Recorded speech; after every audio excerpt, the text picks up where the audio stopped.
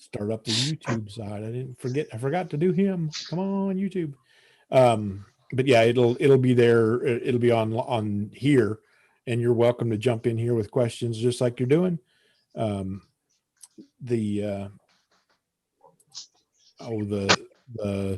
big thing is go for the technician general. Once you get about 82% reliably on ham study, you're ready to go to the next piece. Okay.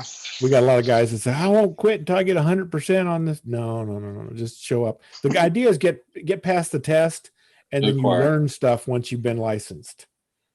And that's, that's what I want is to be able to do that. I'm itching to transmit when I get licensed, so I'm excited. That's for sure. Yep. I mean, that's Lindo. We passed his test in July, and I'm going to guarantee you learned more since July, right, Lindo? Absolutely. My pointer would be, and I figured the hard way, was when you're going through ham study, go through it where you're only seeing the correct answer. Because I had to wait for a while. And I did the technician stuff, and I read through there, and I pick what I thought was the right one and get a wrong one. And then when I started general, I thought, well, I'll go back and take some of those technician tests since I wasn't able to take the actual test yet because of the COVID. Mm-hmm. And, was remembering some of the incorrect answers. So just focus on the correct answers and take the real test as quick as you can. Like say, once you get to the point where I got to where I was making 85 to 95 regularly, and I took the test, passed with flying colors. Yeah, a lot less stress. Yeah, usually we see low 80s. If you're getting low 80s, reliably, you're ready for the test. But yeah, keep going to technician in general. Just consider it as one big test, and you might take it on 2 nights if you don't make the first time. But that's a good way to do it. Excellent. I'm trying to load that page up right now. Give me a sec. Well, go eat your stuff. We won't bother you anymore. Jump in when you want to. Okay, awesome. All right, I appreciate I've been, let's see here. Let me pull this up real quick. Good. Look at that. Carl and Peter both showed up. Holy cow. Apparently.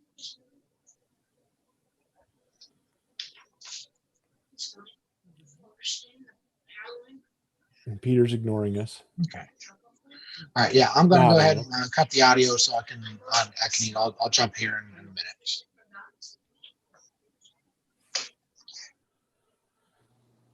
Mark, did you get the website fixed? I got her fixed again. Man, I was buggers. I still haven't figured out where their hole is. But yeah, there's a redirect happening every once in a while. And what happened was I put it behind Cloudflare last weekend, and that ticked them off. So they've changed what they're doing, and just amazing. Well, imagine our website driving a lot of business to them. It looked like India or someplace. I'm like, why? Yeah, I think like harassment. Somebody said, I don't know, Russia. I don't know what it was, but mine was Turkey. Turkey. Yeah, Turkey. Yeah, it was Turkey. Yeah. Because you had to translate it. And I haven't figured out where they're chasing that stuff in there yet. I keep changing one piece every time I beat them up, and it wasn't the one last one. Doggone Turks. Well, it may be somebody else is the right answer. It's President Trump.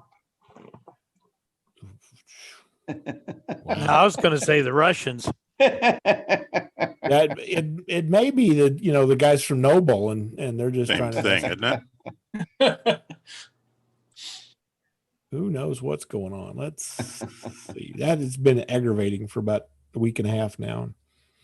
See what the Cloudflare stuff is. They were just going nuts. We were getting about 50,000 hits a day is what we were at, and on just the bad guy stuff, and then it went down to 400 a day, and they changed their mode of operation. So,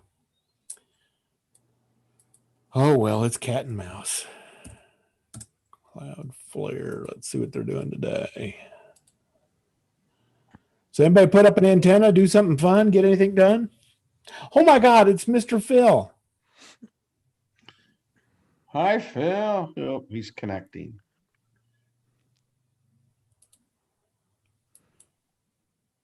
Now you can hear you. Hello, Phil. Can't really see it, but my DX160 is over there now. God, DX160 terrible. antenna? No. Nah, you can't see it. I'll take a picture of it and put it up later. What is No, my realistic it? 5-band Oh, solid state. the one you bought. Solid state, Solid state. transistorized. JFET. New for 75. New No for tube. 75. No Oh, tubes. No, means- no tubes. No. Yeah. Which means somebody in the United States has a wife that's really happy that they got rid of a DX160.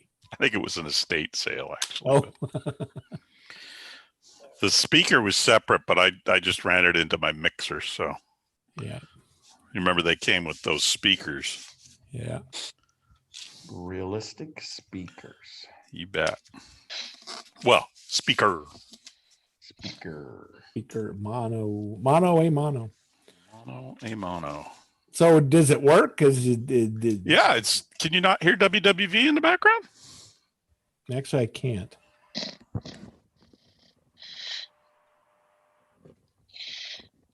Not a crappy antenna for that, but I keep hearing E. yeah, that's it. E. Um, E. E. yeah, it's got that band spread tuning on it, which is just. I think that was obsolete when it came out, but it's you got to tune on. But it's cool looking. It looks like a radio is supposed to look like. The good old days. I don't know about that, but certainly it's old.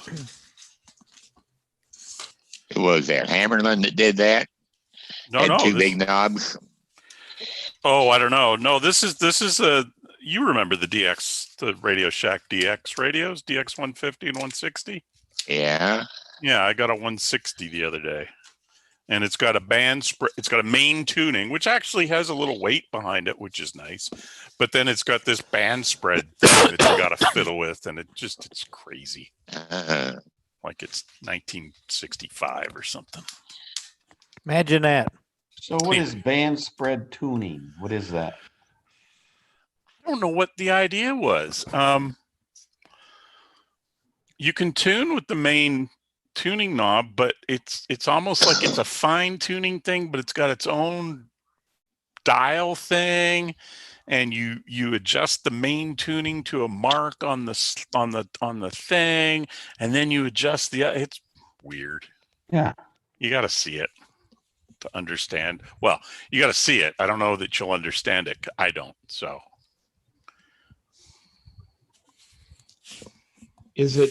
Would it maybe like a bandwidth changing? no, it's like another tuning thing. It says that if you look at it on the free dictionary, it says a tuning control provided on some shortwave receivers Yeah. to spread the stations in a single band of frequencies over the entire tuning dial. That's a pretty good definition. So it kind of just expands your Yes. dial. Yes, and there's a chart in the instructions, and you can figure out where it's. How do you know? You read the instructions? Oh man. Throw him out. After exhausting all other options. Kick Yeah. him out. Wow. Kick him out. Time to give up the man card. That's true. No, I think that's good. That's good. Most of them, from reading around and reading old reviews of them, most of them didn't come aligned from the factory. So I probably ought to take it to your buddy Ken there, Mark, and Align him up.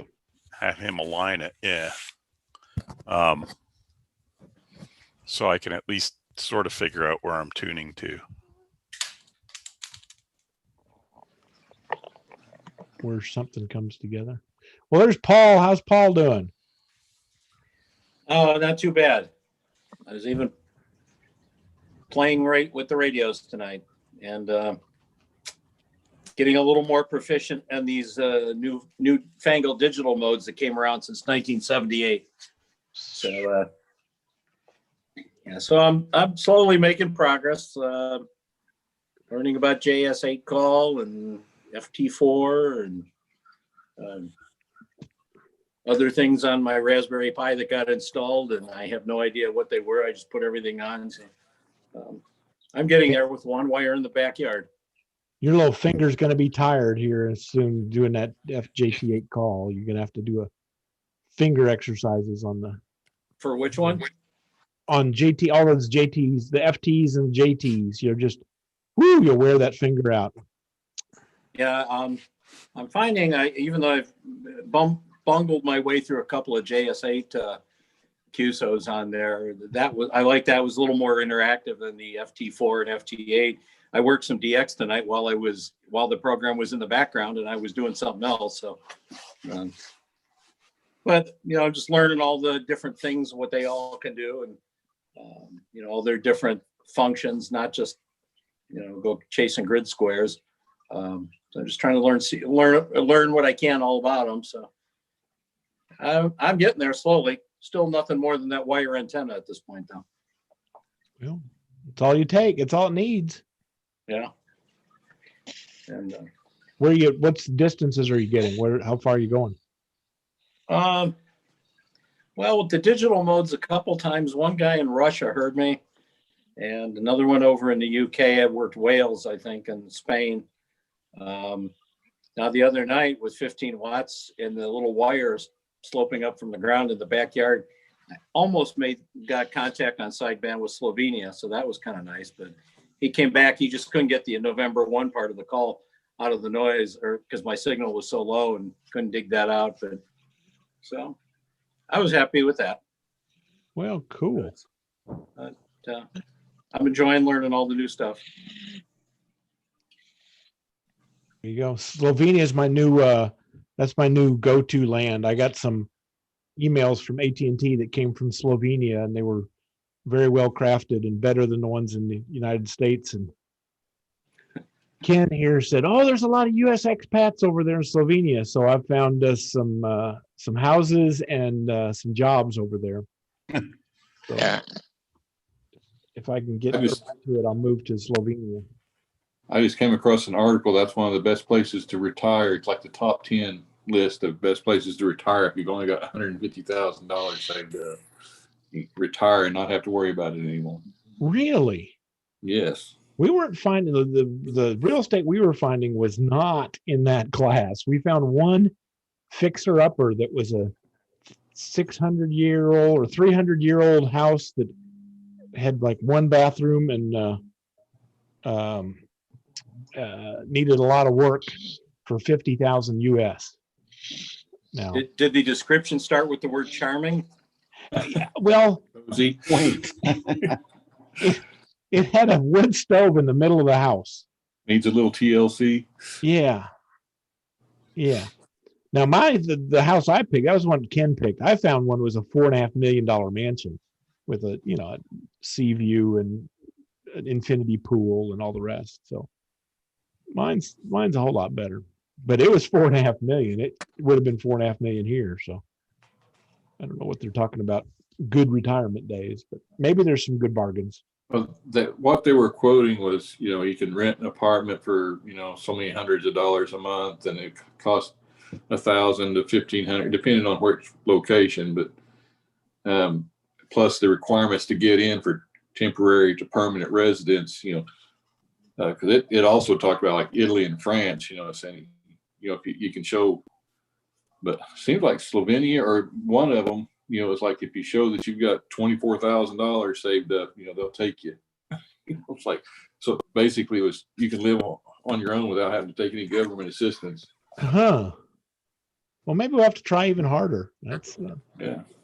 Need a little more research, Mark. Yeah, we'll have to keep working. There was one, I saw a couple of programming jobs, and the number one thing was you had to have a good command of the English language. And then like 3 and 4 was the programming that was required. Oh, so you're out? So I'm out. Yeah, I come from Oklahoma, so I'm out. I don't have a good in English Me no English good. Oh well. Oh well.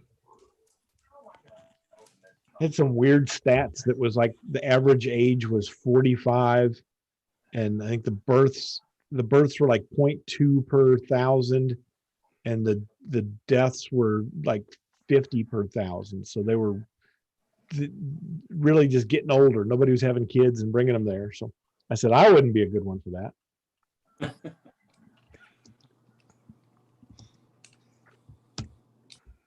Let's see. There it is. Slovenian Estates. That's the place. I grew up in an area with a lot of people from that area, all Eastern Europe Oh and yeah. all that. So what I could say is good eating when you get over there. I was hoping so. I was hoping so.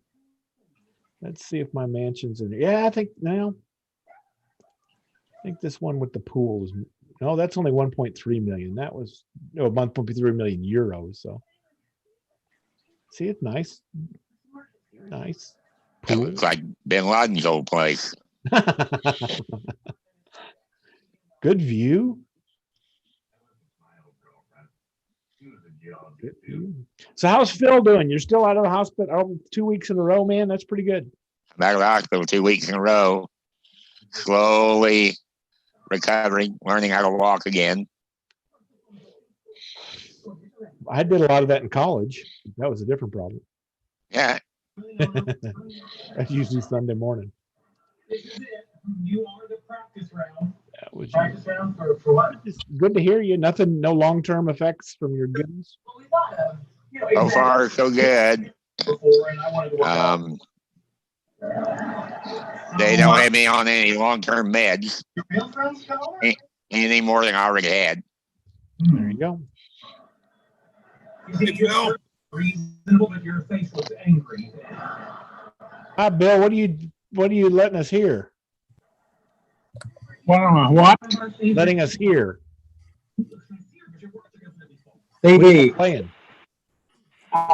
Just a second. I'll kill that. Turn off the radio. Yeah, that's it. Uh-oh, Sam just moved to a different location. Yeah, he's sitting outside. Still not doing great, but I put a light up like right over the top of my Oh, yeah. radio and everything here. See if that would. Still got too much light coming in that window behind me. That's what that's Venetian blinds on a Oh, yeah. window behind me. After it gets dark, it'll get better. Yep. Good. Anybody got any projects they're working on, or? I've got one I'm trying to work on. What you trying, Lindell? I'm trying to replicate, what's the gentleman's name? I've asked you a couple times. Riley's dad. His center fed. Randy. Randy. I don't know why. I can remember Riley, but I can't remember Randy. Riley's better looking. But he's using a 4-to-1 Ballon Uh-huh. by MFJ, and I'm trying to figure out because I wanted the project side of it's what fascinates me, and I wanted to figure out. I've been going back between internet and Ken Sanborn, trying to figure out what's inside there to read. Oh, to build a Ballon? Yeah. Michelle's got a really good video that she did for Ham Holiday that she built a Ballon and she built an antenna, and it'll show you how to build the thing. Now the antenna Ballon, the Ballon she built was a 1-to-1, so you'll have to go get the turns counts different. But if you go to hamholiday.com, you'll see one on building an antenna and a Ballon, and she'll walk you through the whole thing of all the pieces involved. It's just a ferrite ring, a little ring, and you wrap wires around it, and it's easy to build. Big thing is you got to get the right number of turns, and for affordable. This one, it's advertised as with bead. It's a 2-inch by 11-inch piece of PVC pipe with caps on it, so Yeah. but just don't know what's inside it. So I've been trying to, and I've looked at different stuff, and that's what I keep coming back to. One guy had one where he took a couple of smaller rings and hot glued them together, then wound around both of them. Yep. And he had two of them that he spaced apart. So I'm thinking that may be what it is, but Yeah, I've got the wire and everything. I just need the balun. you just need the ferrite ring on the inside, and that's why I've got a whole bunch of pictures. That's what looks like the inside of each balun. If you look at my video, the ring on the center, and then you just wrap wires on the outside. And It's too tiny for me to see that, Mark. Can you blow that up? Yeah, let's go blow one of those up. I've got it on my computer screen also. There you go. That's why I'm on here twice. How do I make your window? Sometimes I see where one window. Right click on it and hit pin video. Okay. Whoa. Back it off. Okay, I'll move back. Well, no, I don't have a computer monitor. I went and bought a HDMI capable TV because I have vision problems. So I got a pretty good sized monitor here. Oh, I bet that's big. It went big. But that's what's inside every balun in the world now. The number of the ring and the number of turns varies, but on the right hand side you'll see a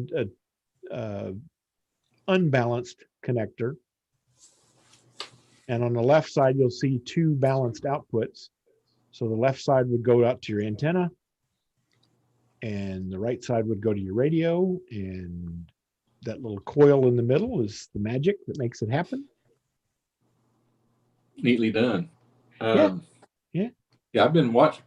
That was my next step, was because when I watch the YouTube videos, they all say 4-to-1 balun, but they've got different number of winds, and they just say there's a couple of places I found that gave some specifics, which ferrite bead to use.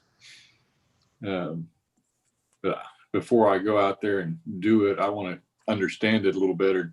I haven't had a chance though. Like I said earlier, I've been swamped business wise. So I want to understand why it's a 4-to-1, why, because then they also give specific specifications on this will handle this amount of load, whatever. Get on the web and look for a company called Fairrite, FAIRRITE. It's FAIR-RIT.com. Yes. And they have all these different types of ferrite donuts with different chemical mixes in the iron. Yeah, some have deuterium in them, some have beryllium in them, and the frequency response changes. And then they give you a lot of information on winding your own donut. Okay. Thank you, Mark. I see it now. Yep. FAIR-RITE is the .com is the website. There's a lot of goofy ones. Well, I'm not marked. Well, I was looking at Mark's I had the picture. video up. He was brought up the Ferrite website. That's make sure I had it spelled right. But yeah, I appreciate that.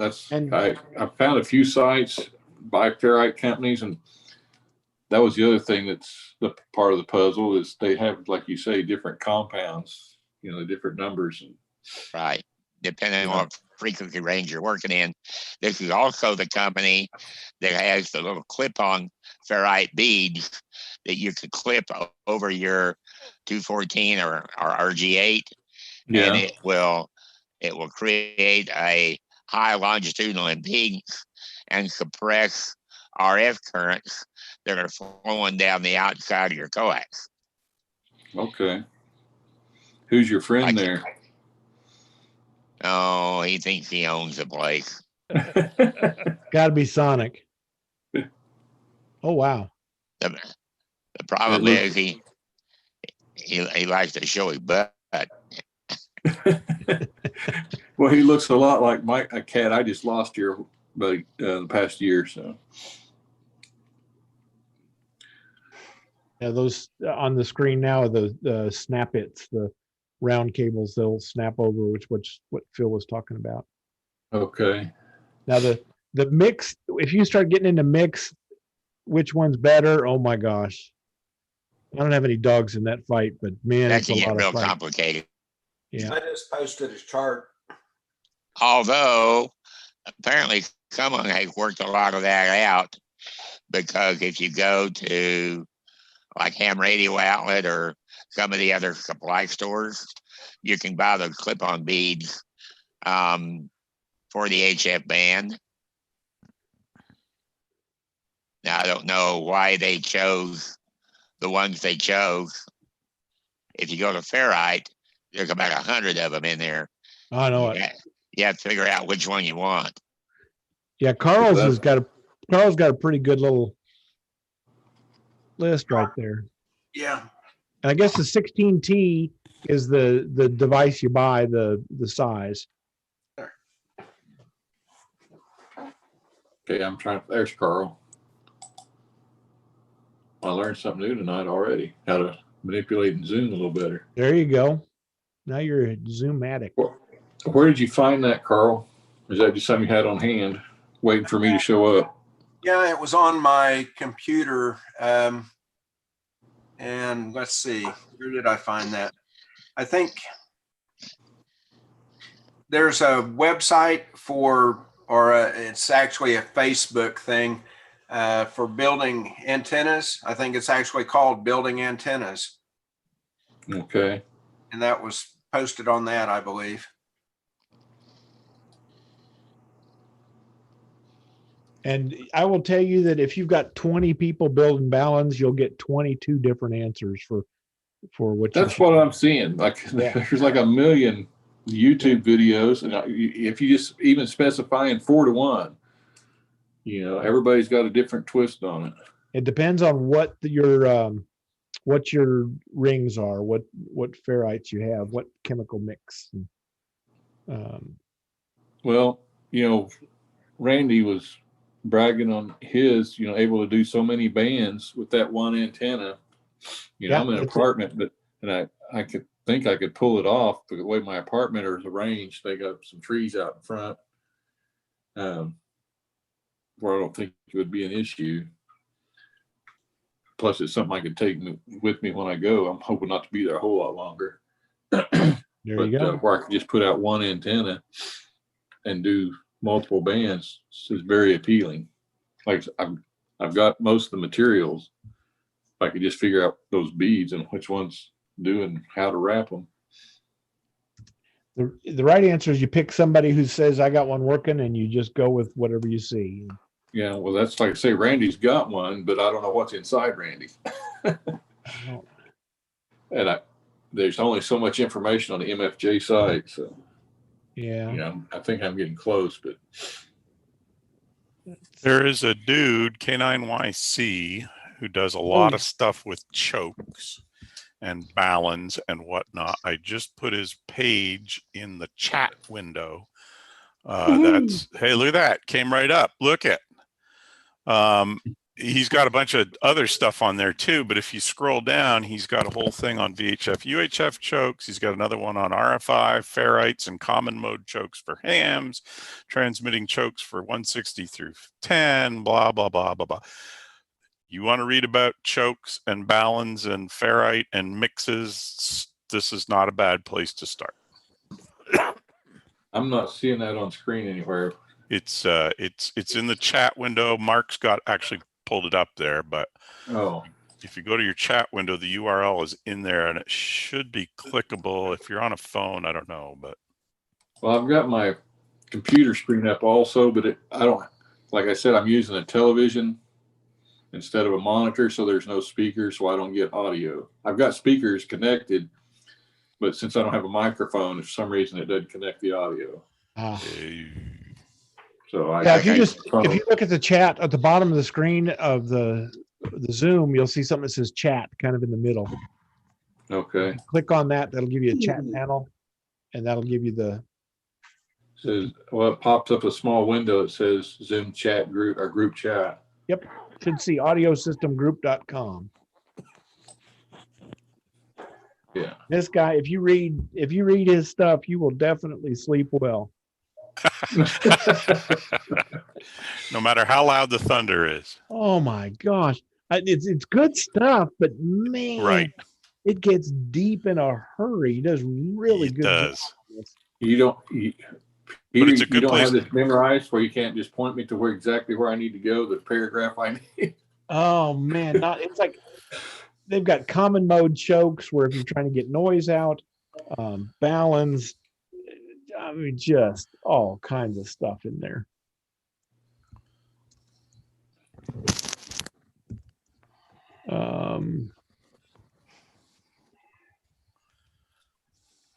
Yeah, crazy Transmitting stuff. chokes, maybe.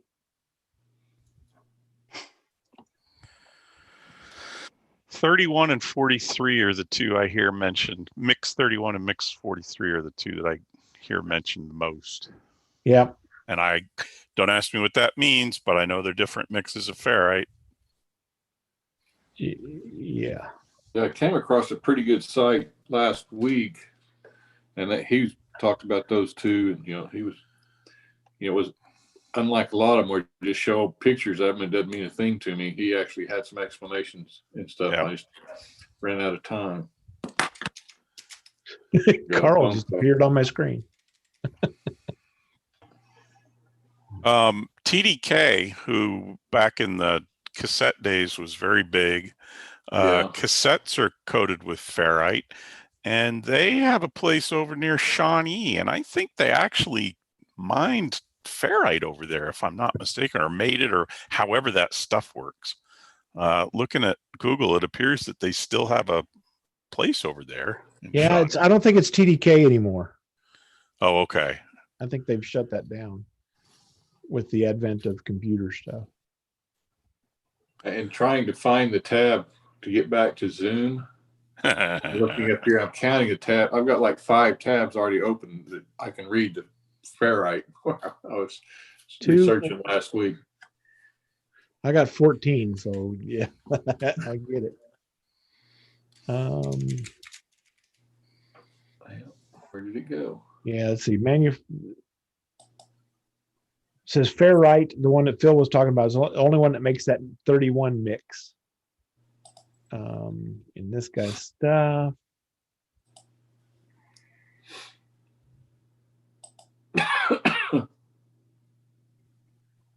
Iron oxide. It's MnZn, whatever that is. Mn is manganese zinc. It behaves like 43 at VHF, but it's much better on the HF bands. So if you're doing an HF, what we're telling you is you need a 31, number 31. 31 mix. Okay. And somewhere in his big old pile of stuff, he had a turns chart. I think it was in his other. There we go. Number 31 with beads on a string. In the string. No, that's beads.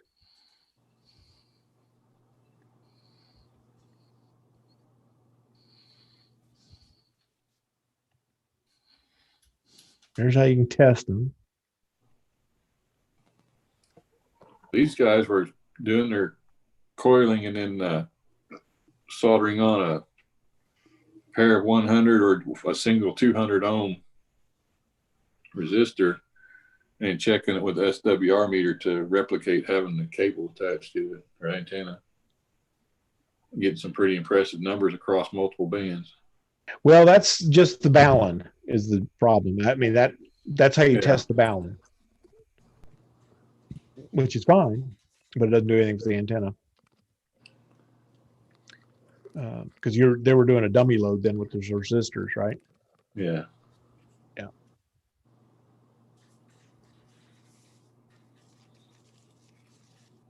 Where is that on the audio systems page? That's that audio systems group. It's on the coax chokes. Here we go. Let's see. Failure.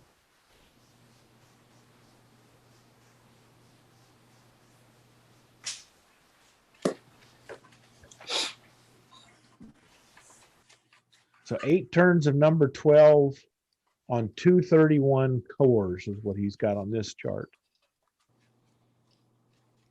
Or 12 turns of number 12 on 131.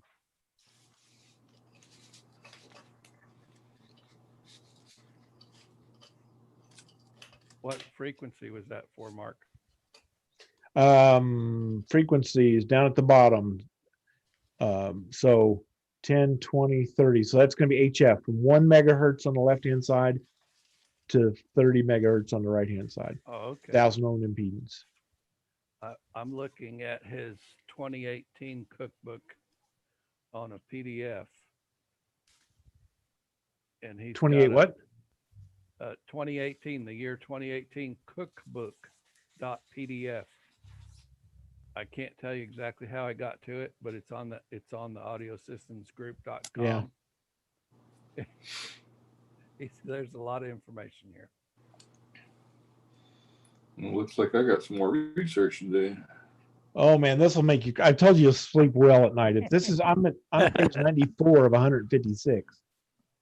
Um, And your computer hadn't started smoking yet? Oh my gosh. Let's see. Study Canine NYC 2018 cookbook.pdf for the detailed recommendations. So that's the hell with the math. Give me the cookbook is what it looks like. There's also a picture of in that cookbook, if you can find it, on page 10 of the inside of a Ballon. It's got two windings and it looks like some relays. Page what, Mike? 10. Okay. 10. Yeah, this is the thing I was remembering seeing. Yeah. There's Bill and Ken that came in tonight. Hey, Bill. Hello, hello. Hello, hello. Must be cool out. Looks like Ken's garage door's up. It is tolerable.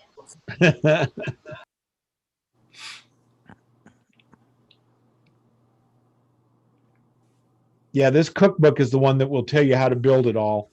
And I'm guessing that there's turns.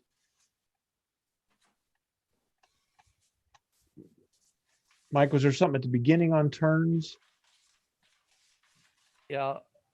I got my wife's attention when I said cookbook. There it is. She came in here to see what I was looking at. Yeah, page 7 and 8, I believe. Page 5 is a single 31. This is the one that's for normal people. Yeah.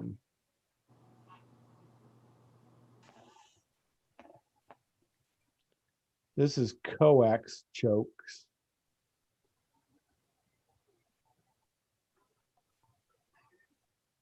But these aren't balanced. These are choke.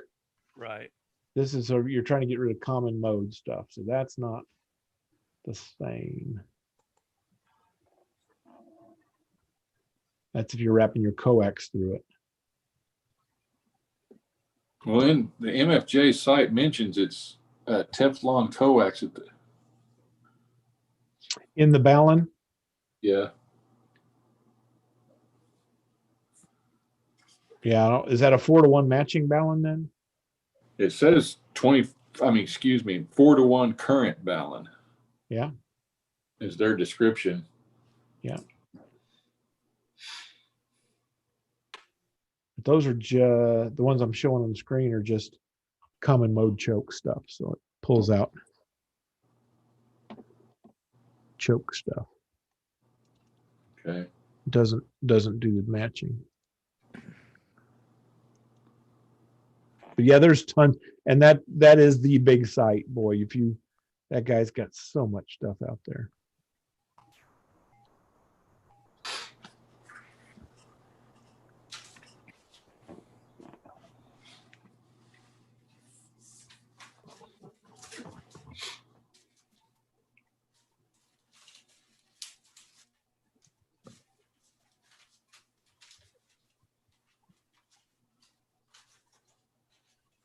Man.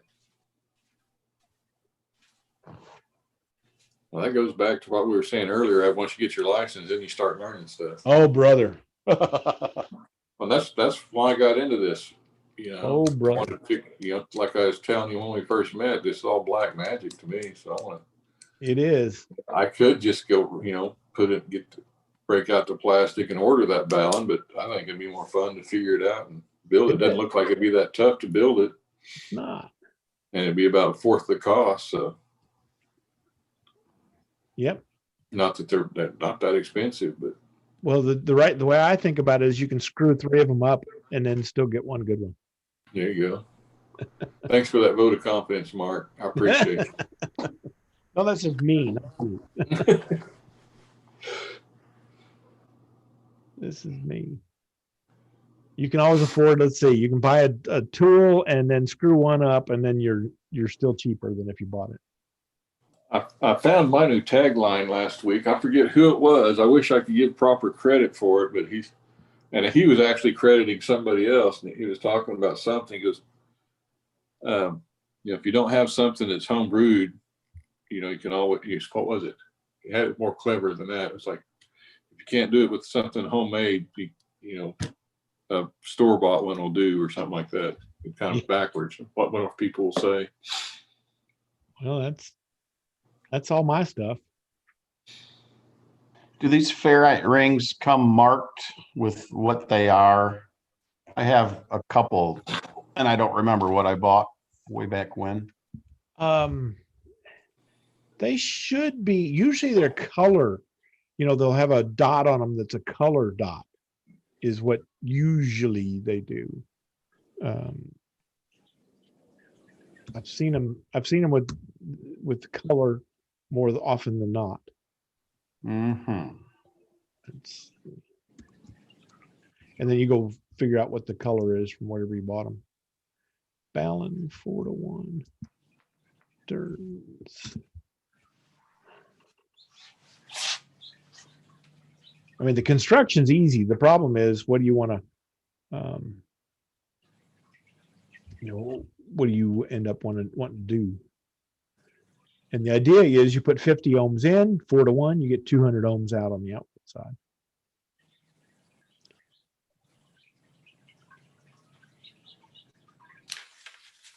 So I was thinking the reverse of that is trying to get 200 ohms down to 50 ohms. Well, it's same bus, different road. If you're going backward, if you go from 200 to 50, you start at the antenna and you go back to the radio. Yeah, that's just my newbie brain trying to figure it out. Well, it's if it's 4-1 or 1-4, it's the same answer, but it's the number of turns on one side is 4 times the number of turns on the other side. So that's why it gets the step up. And it's really just a transformer. Hey, can you qualify that, the number of turns comment? You have a wire that is on your balanced antenna, and it goes out of the center pin and it wraps around the core a given number of times, let's say 2 times. Okay. And then comes back to the ground. So your signal from your transmitter goes into this piece of wire that wraps around the coil twice and comes back. There's also another wire that comes from the output side or the ballon side, and it goes around the ballon and it goes 8 times. If the first one was 2, it'll be 8 times. So that will let you transform or carry or inductively couple the current through those Okay, back up. When what you're showing on the screen, 'cause that came up. That diagram, I know that from my study last week. Okay. That was a guy on YouTube showing how to build that exact thing, and because I remember the way he had connected the two. Yep. And I don't know what he's doing here with this.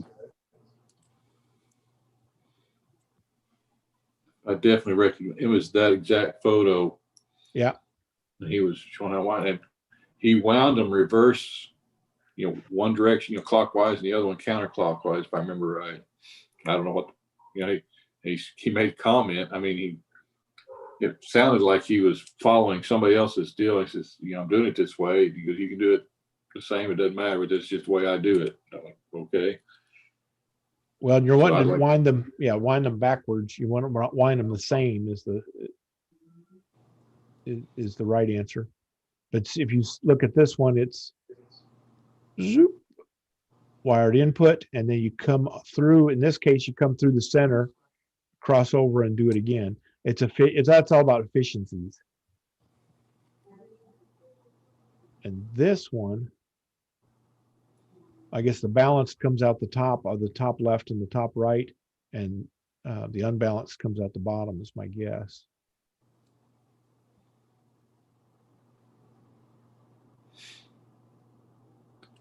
The one thing I didn't get, yep. Now that I remember looking at this one, was that he has a piece going, they're going around it, and then it goes across it and goes around it some more. Everybody else just went all the way around it.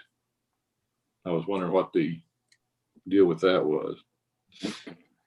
And usually that's done to take care of efficiencies in the core, that as you come through, you'll cross through and start around on the other side instead of wrapping it all the way around. And I don't know, maybe Phil's got a better way to explain that, but keeps it from saturating the core.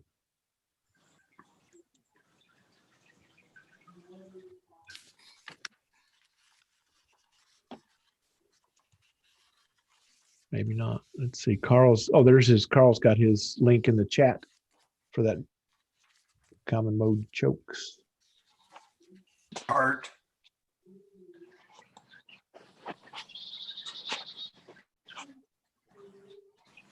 Where's that link? I don't see it.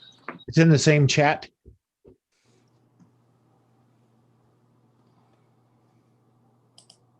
But these are going to be common mode chokes. That's not for balance.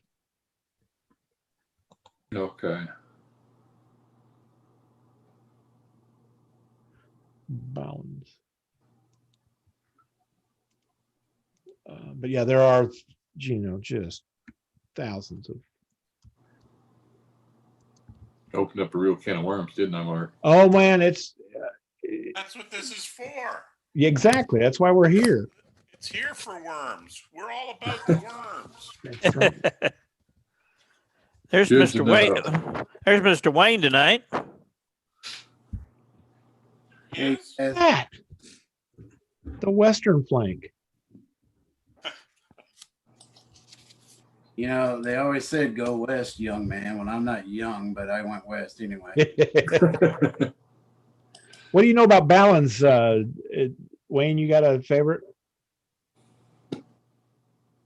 Really don't know hardly anything about it, so okay. Really can't help you there. We're trying to find somebody who'll say, this is how you need to make your balance. Well, what I want to hear is somebody say, I cut up my MFJ 2919 and this is what was inside. Oh, you don't want to do that. You'll get something better. You can make them better than that. Okay, how do I get back, Mark? I've got that. I went to the chat thing and brought up the Carina site, but now I can't get back to it without shutting everything down and having to go Well, back. just Alt Tab should give you a list of all your stuff that's running. You can zip through all those. Yeah, I've got a Facebook group that's really big on that. I'll have to go chase those. Let me see.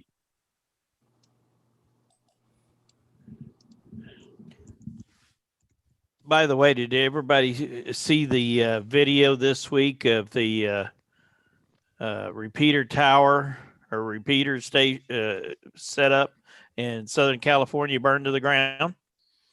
No. Tower, huge tower, come crashing down. Oh For yeah, I saw that.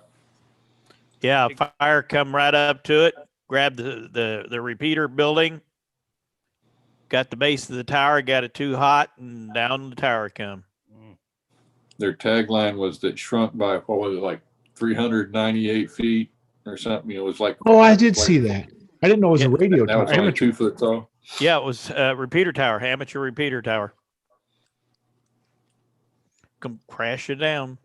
Somebody made a comment on there. I wonder if insurance covers it. Well, ARRL would up to $75,000. Oh, they probably had, I don't know, 25 in it anyway. Oh, easily. If it's 398 feet, oh, easily that much. Yeah. When I said 398, apparently it had been like 400 feet tall and it came down to 2 feet tall. Real quick.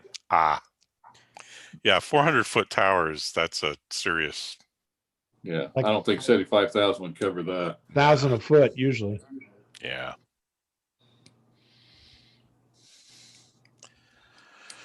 Yeah. Yeah, we are so lucky to be able to use the county tower. Yeah. So lucky.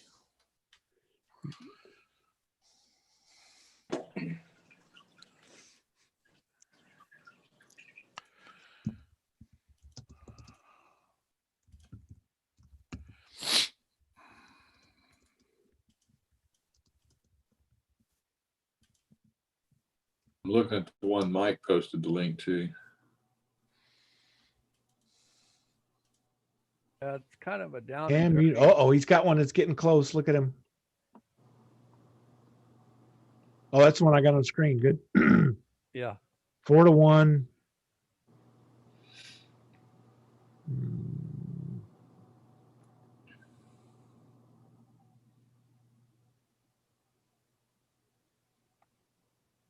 $250K now. My CB handle there, Jonathan.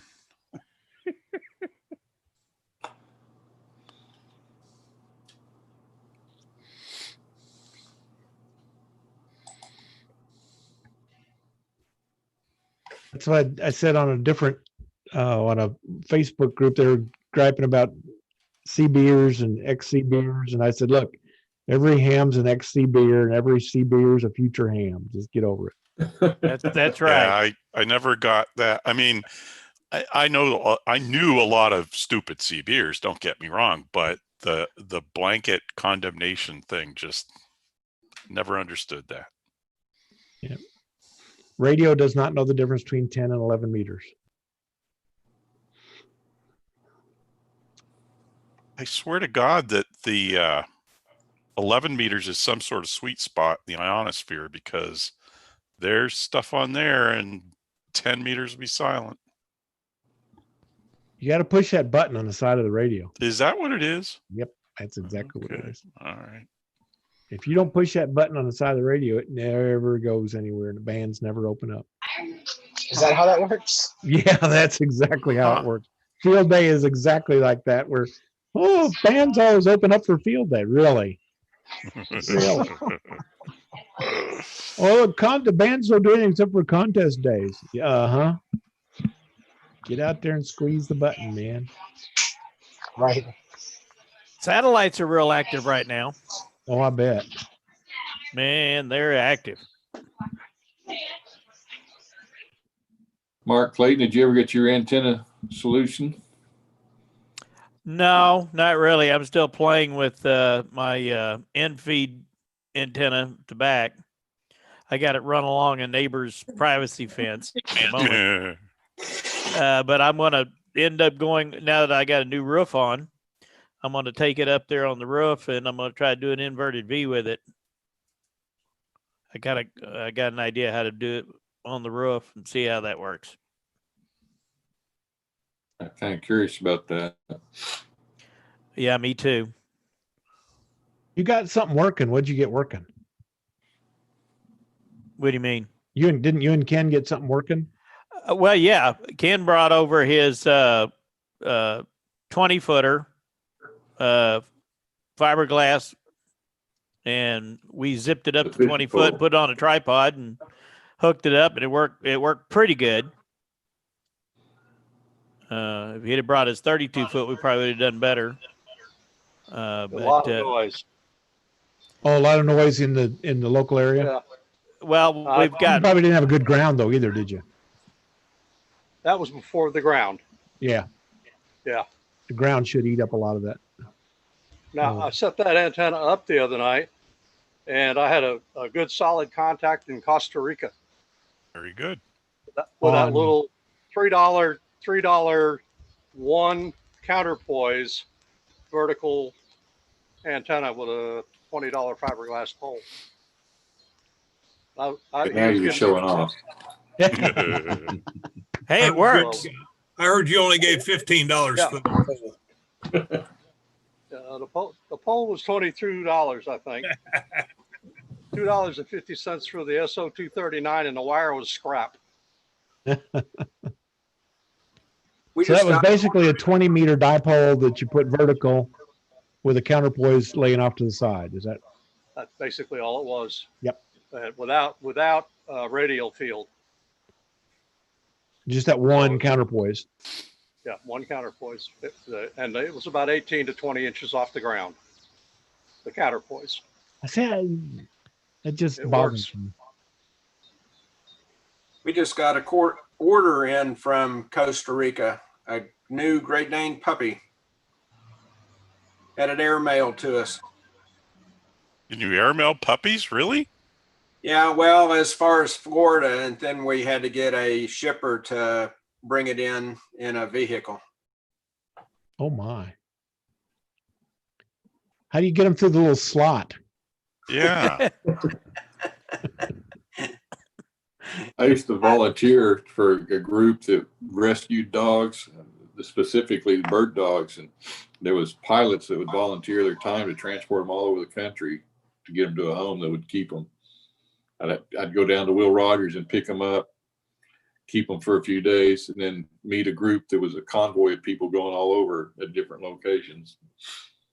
Yeah, we use those for Great Danes also, and they call them Dane trains, and they will pick up a puppy and transport it sometimes all the way across the country, passing it off from one person to the next Oh. until they get to their destination. Are you in a breed rescue thing, Carl? No, we're not. My wife she shows them, and okay. We used to do that decades ago, but we don't do that any longer. It's just all show dogs. She did confirmation stuff, or yeah. Yeah.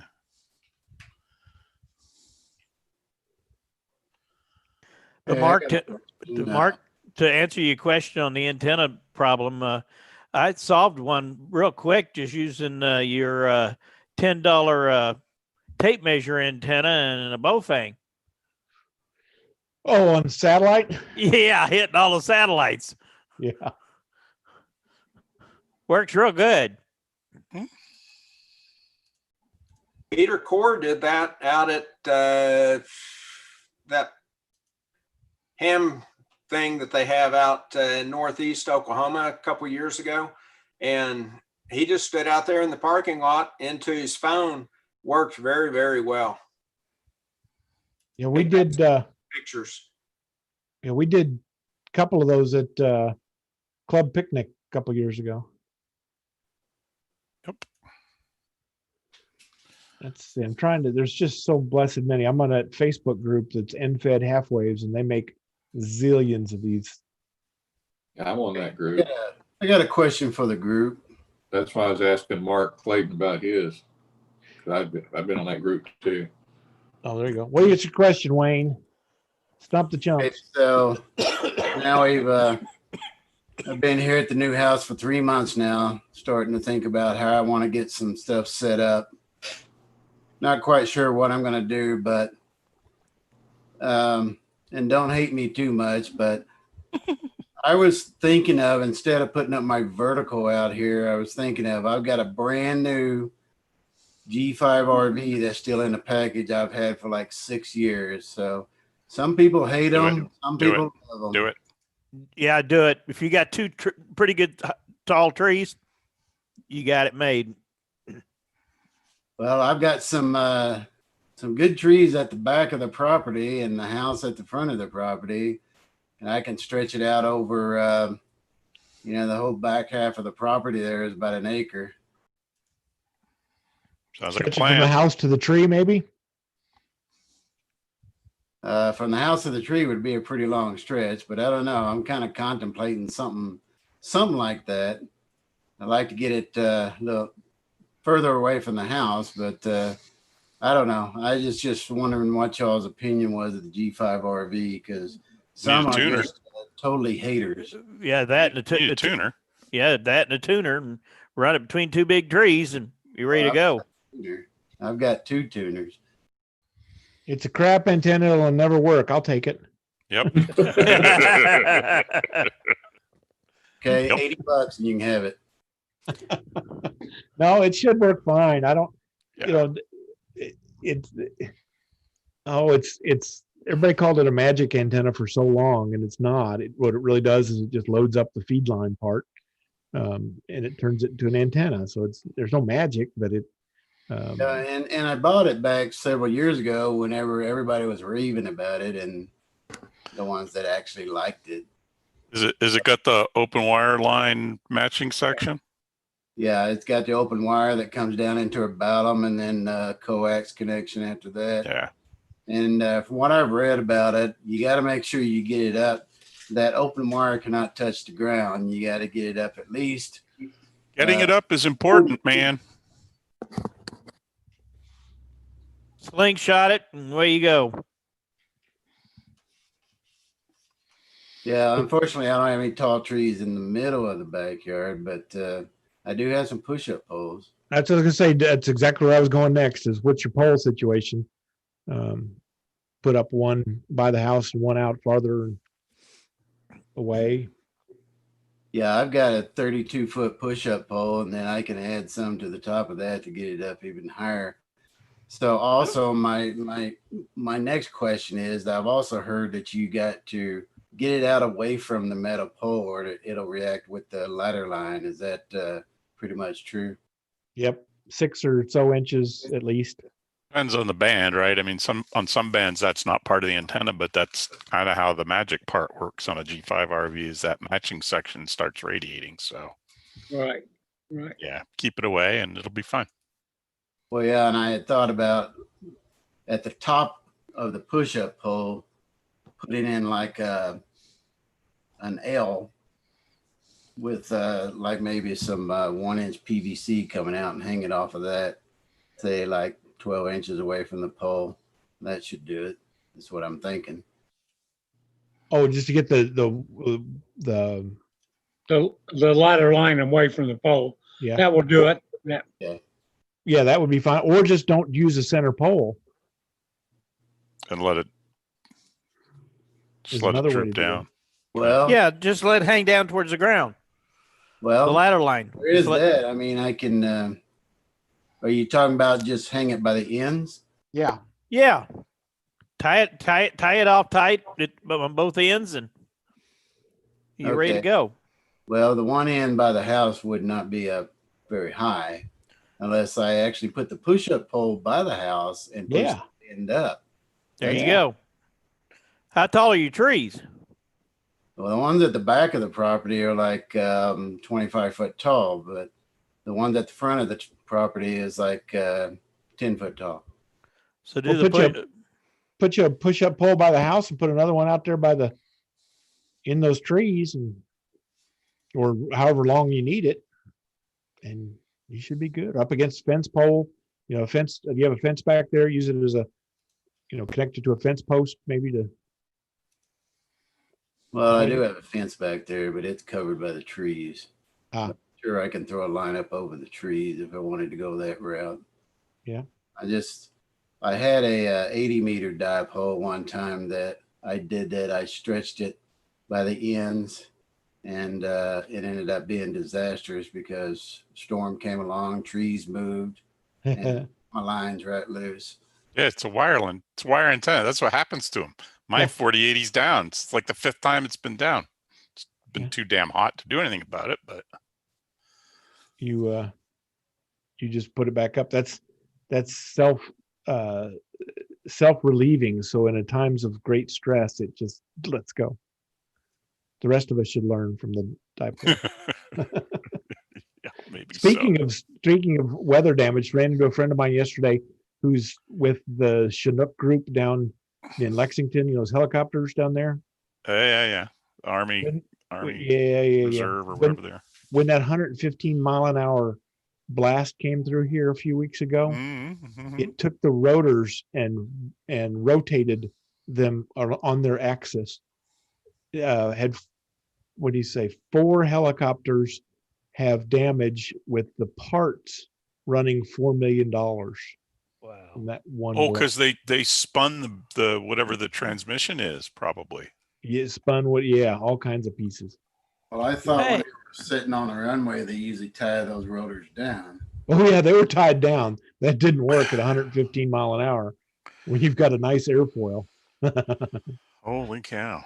It just ripped it apart. But yeah, he showed pictures. Had he's one of the mechanics or whatever he is, crew chiefs, whatever they call him. And he said $4 million damage with those 4 helicopters. Man. Hey, Mark, I got an idea. I've got telephone poles at the back. I just run a G5 RV between telephone poles. Well, that's good. Wonder what the electric company would think of that. Yeah, until they come gripe at you. For starters, they're going to be mad you called them telephone poles. Well, that's true. That's the first thing. Yeah. Well, power poles. How's that? That's LG&E wouldn't mind. Yeah, power poles. I just run it, but yeah, there you go. I just run it below their lines and just run it between their poles. That'd work. And used to be the meter readers would rat you out in the good old days. That's what Cox does in our neighborhood. Yeah, but they pay a monthly fee for that. Oh, well. They don't come read your meter anymore, Mark. That's like I said, the meter readers used to get you in trouble for that. But I don't know who'd be back there. You'd be fine until you got caught. And then it's all wireless. You could just plead, what? What do you mean? Or put you up some more push-up poles right next to them. Those aren't just trees with no limbs. Come on. Yeah. They grew. Yeah. Wayne, I want to talk about your GRV. When we were at one of the field days, Bill Robinson used to run a GRV. Oh, it was twice as big. G5RV. G5, what did I say? Similar letters, not in the same order. Okay. Anyway, he used to run an antenna twice as big as the normal one. So it had a 64-foot ladder line on it. Woo. And we couldn't get it high enough, but we just made a few little PVC standoff and ran it vertically or horizontally to the ground on that PVC, about 4 foot high, 3 foot high. And that worked out just fine. Like fence top high? It wasn't even that high. It was about waist high. Yeah. No, that's a really good idea because you're right. As long as it doesn't interact with something. If you got a wood fence, you could just bring it along the wood fence. That would be a monster. You know, it's interesting y'all say use a tuner, and I would use a tuner anyway, but their claim to fame is that you don't have to use a tuner. Yeah, on 40. You better use a tuner on those. Yeah, I would use a tuner anyway because, I mean, I use a tuner on a tuner. But A tuner? Yeah, a tuner.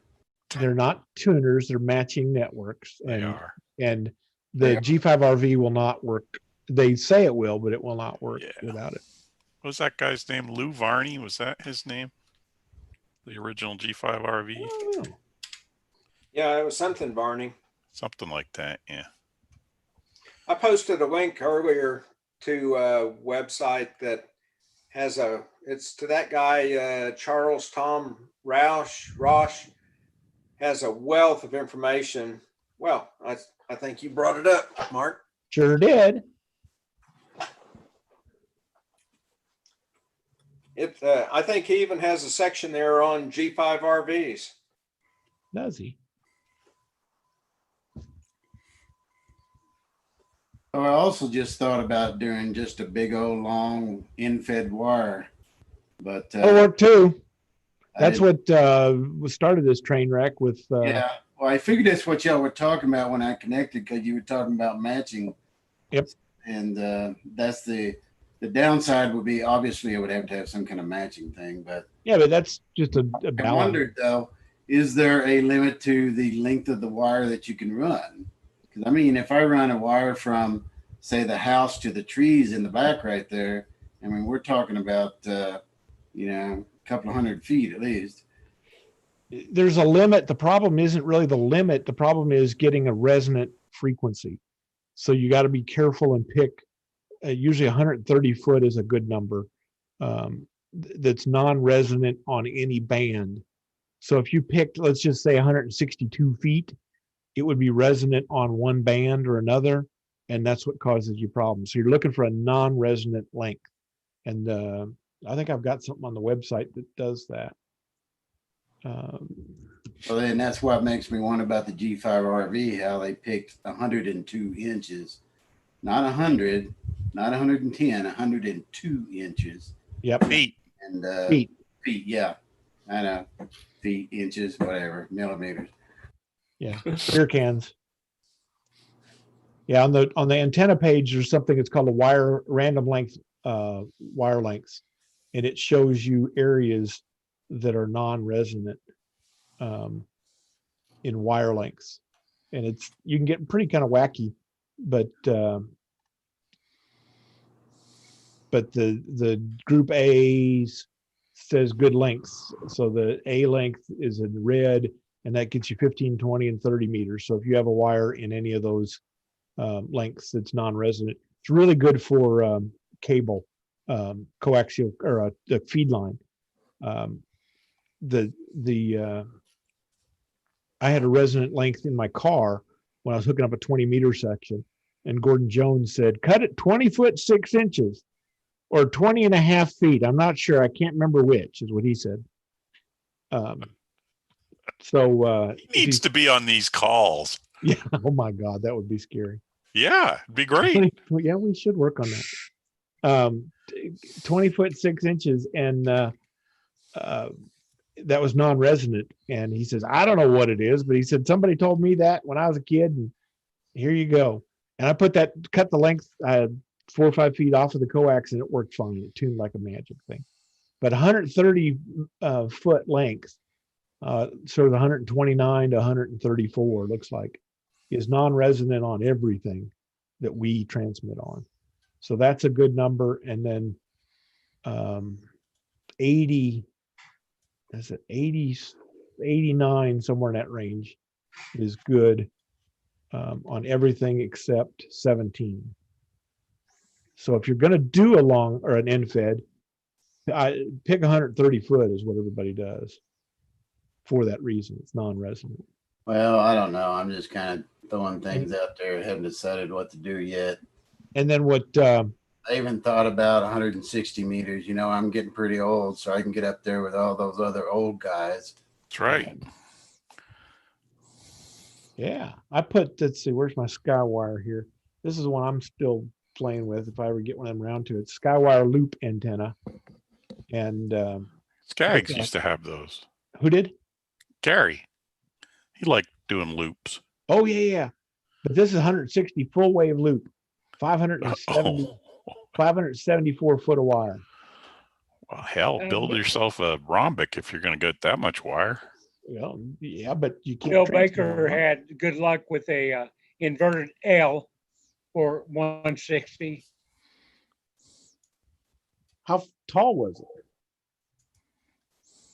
Well, it was, I don't know, half of it is vertical and half of it is horizontal, or part of it. So I don't know how tall it was, but he had in his backyard. He didn't. I remember him saying something about that. That's when a storm took out a couple of times. But I was thinking he was saying that it was only up about 20, 30 feet in the backyard. But I think that's right, about 20 or 30 feet. I've heard him talking on it on 10 meters, which when I lived in Moore, I had a hard time hearing anybody on 10 meters except for Jim over there in Blanchard. But and then he's just now you're in Blanchard. Now you can't hear anybody in Blanchard. well, I don't know. I ain't got anything set up, so now I might be able to hear y'all in Norman. Mark, where was that chart you were showing for non-resident links? That's in our SCARS antenna page, w5nor.org/antennas. And I'll put it in the chat. Yeah, I put a link to G5RV, and it looks like it's actually a article by Lou Varney. Well, no, because it says he's dead, so he couldn't have written it if he's dead. So. Louis Varney, 1946. Is when he came up with it? Yeah. There's the legacy of Louis Varney by Louis Varney. So maybe he dictated it after he died. Well, or the antenna is so good, he's still using it. But it does go through the one I'm looking at anyway, the one I put in the chat. It looks like it goes by band and explains how it's working on each of those bands. So.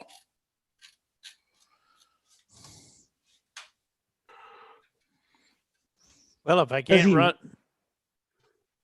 What are you looking at, Peter? If you go in the chat window, I posted a link to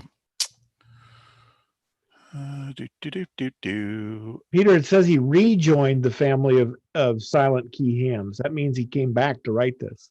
Oh, okay. Yeah, well, so that makes sense. That checks out then. Yeah. It's in the chat window, Bill. Yeah, there was, I don't know what it was, 5 years, 10 years, whatever it was. Man, if you didn't have a G5RV, you were nothing. Everybody had to have a G5RV. Well, if I don't run one between power poles, I guess I could run it between my house and my neighbors across the street. Mm-hmm. Yeah. You run it from the top of yours to the back corner. Yeah. Might want to check with them first, but whatever. Do it at night. Or do it at night. That's the other thing. Yeah. Yeah. Sure. He'll never notice.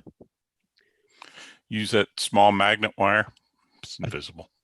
I shouldn't say this because it's recorded, but I used to work for the cable company in Racine, Wisconsin, and we asked for permission to run a piece of coax RG6 down the center of one of the streets, and the city absolutely forbade us from doing that. So we had to get a cable down there because we were broadcasting salmon-orama, and that's a big deal, where you catch fish and all. So in the middle of the night we showed up with a 20-foot bucket truck, and we start running the cable down the street and down the poles that we got permission didn't get permission to do that with. And about 2:30, a cop shows up and they go, "Uh-oh." I said, "I got this. Don't worry about it." So the guy goes, "What are you doing?" I said, "I'm putting some cable up on the poles." "Oh, you need any help?" I said, "Yeah, if you can go back about 2 blocks and just block off the street for us, that'd be really nice." Okay.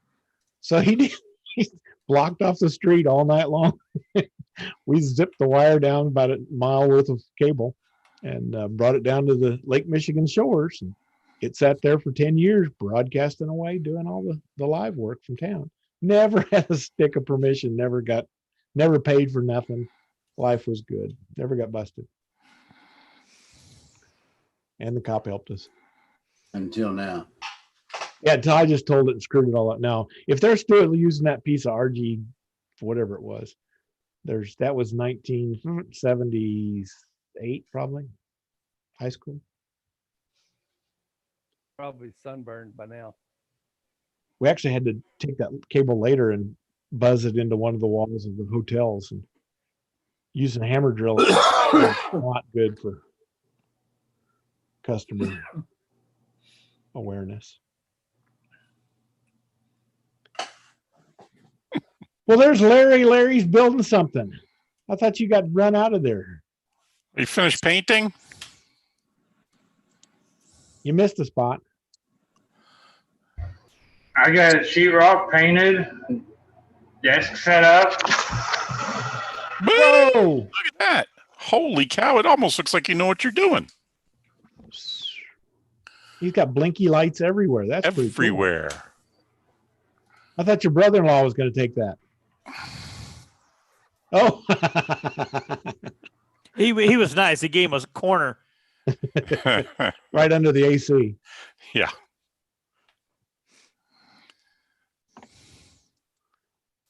Oh, look what Galen Kitch found. This story's never going to die, is it, Galen? No.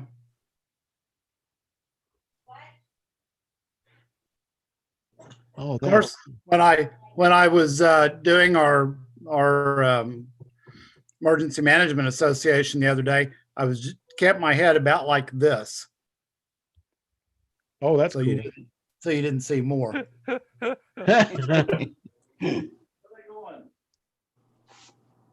What guard unit was that? I don't know. I was in Kansas in high school. Oh, well, I think I ran on that one. What was the date? 74. Yeah. Yep. We got to help on that one. We were drilling I think it was a Sunday or might have been a Saturday. Had to have been one of the two. We were at drill and we got called out on that train derailment. The 120th Med Battalion.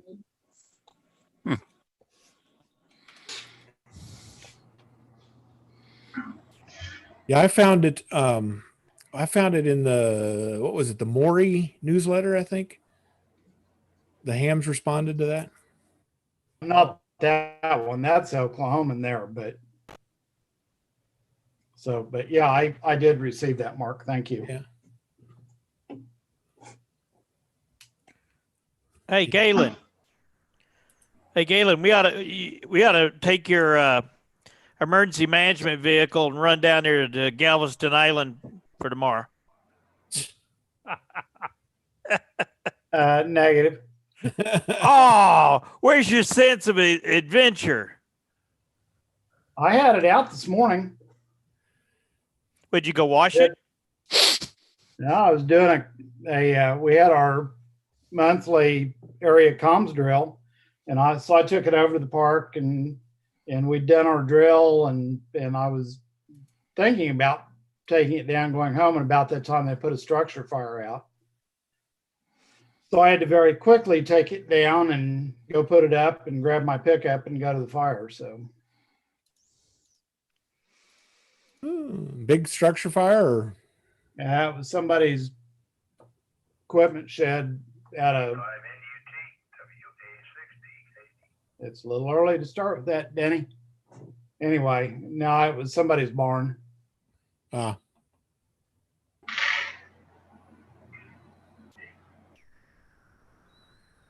Mark, I see you got the girlies off the webpage. Yeah, 4 or 5 times. Good gosh, they're driving me nuts. God. Oh, did we get a WordPress thing? Yeah, and I haven't figured out where they're. I don't think it's WordPress. I think it's PHP is where I think they're coming in on. Okay. And when I put it on Cloud, I put it behind Cloudflare, and that made them mad. So they're now changing their tactics. But you're depriving them of revenue. Come on, man. There's an IP out of Microsoft's campus in or their rental stuff up in Washington, the Azure stack that's pushing it. So I blocked it now and whack-a-mole, exactly.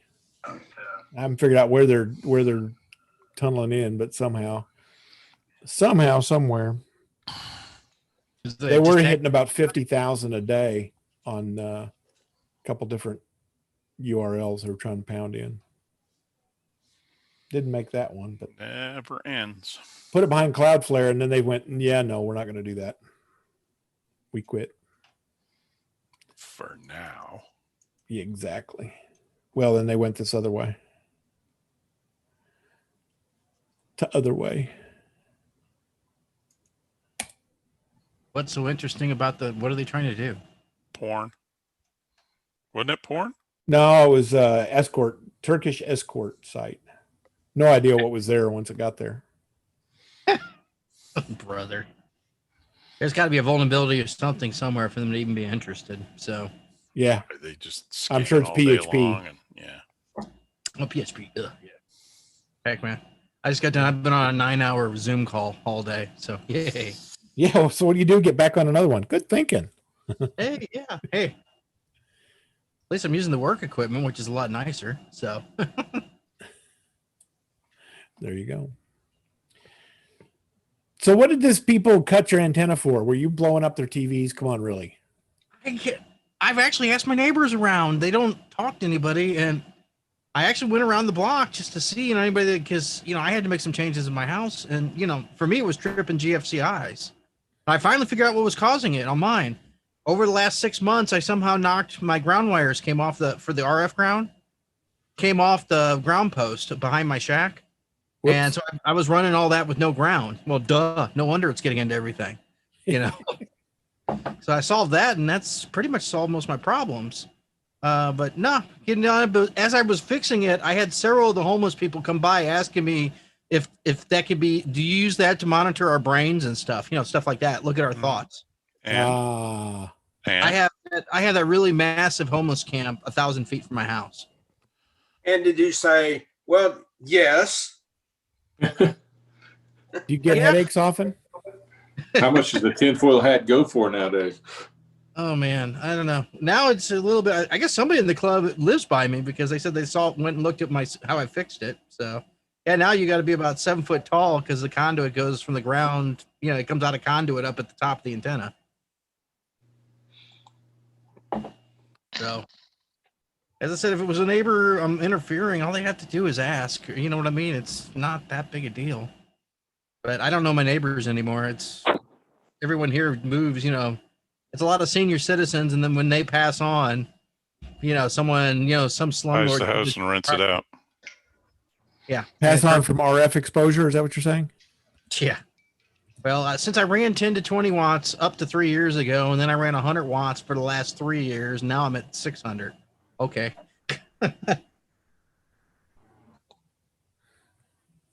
Looks like we got an Eastern member. Les says you're from Tecumseh. Yeah. Welcome. How's it going? Going pretty good. Finally get a couple minutes to get on here and check out this Zoom thing going on. So. Cool. So that's DX for us, isn't it? Mm-hmm. Yeah. Hey, by the way, when I finally got the outdoor server project done, I had to learn air conditioning, but I could not find anybody willing to work on it for the air conditioner part. Was it air conditioner broke? What it was it was throwing a low pressure alarm after it got hot, about noon. And so finally I couldn't get anybody to come out here. The home places wouldn't touch it, and then the commercial places wouldn't come out here. And so finally I said, hell with it, bought the gauges myself and everything. And then, yeah, I ran it. I got it to trip the low pressure situation. Then I tested the low pressure switch. It was fine. Ends up in transit or something, the connector where those sensors hook up to the computer or the controller for it weren't trying to pop out. So as the metal expanded in the case in the heat of the day, they popped out. Oh, yeah. Geez. Yeah. Once I got that back in, it's been up now for 5 days with no problems. So my wife's happy now. That means the only wire coming in the house is for the access point. So.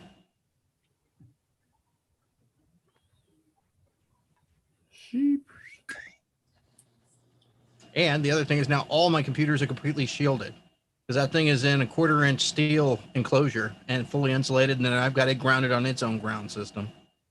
So none of that RF now gets into my antennas.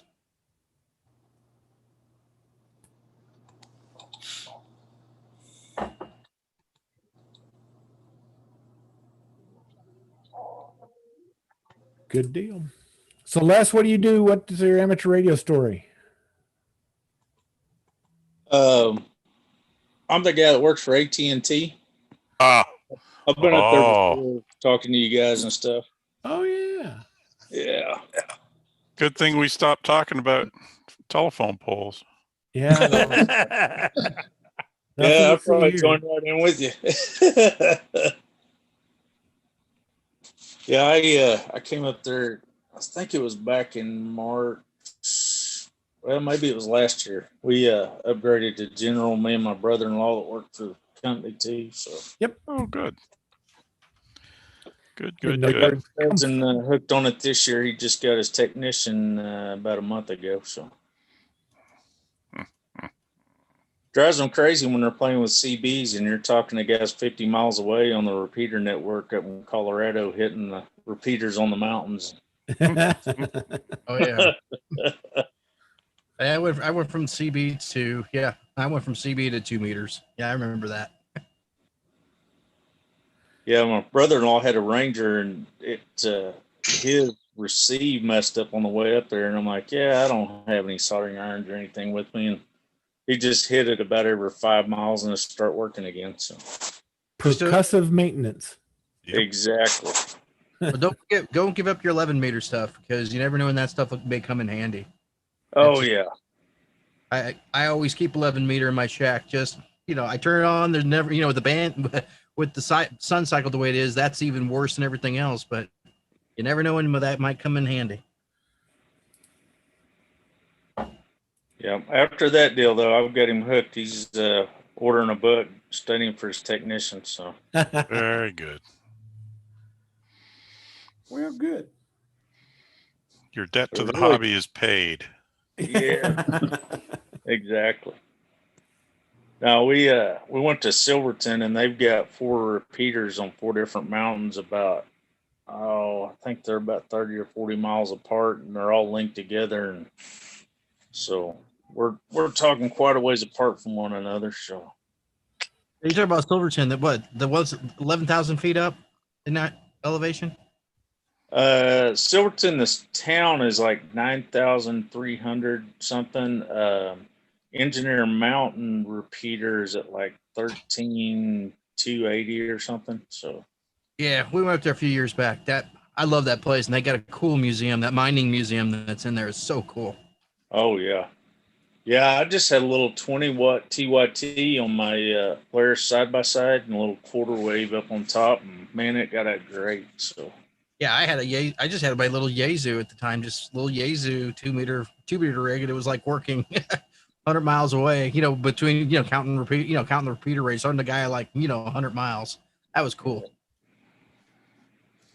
Yep, I sure hate to be the guy that has to go up and work on them in the middle of the winter, but I think it'll sit idle to the end. I think so. Yeah, or they pack in lots of. Where's Phil? Phil's got a bunch of those repeaters you can only get to in the summer, don't you? The microwaves.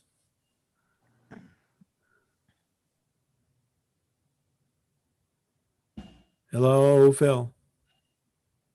I think he's frozen. Oh no, he moved. He's not listening. No, he doesn't have his headset on. Oh yeah, he doesn't. He's got a bunch of microwaves for the FAA, and they've got a bunch of those top things, and they'll go up there with snowcats and all kinds of crazy stuff to have to chase those down and get them fixed. I got some friends at Homestead in up Montana. I think they're about 8,000 feet up, about 50 miles from the nearest pavement. And yeah, they basically about November get their last of supplies up, and once they get back up at the house, they won't come down until April. They have to, if they got to come down, they have to use an Arctic. They got an Arctic cat, but they don't come down if they don't have to.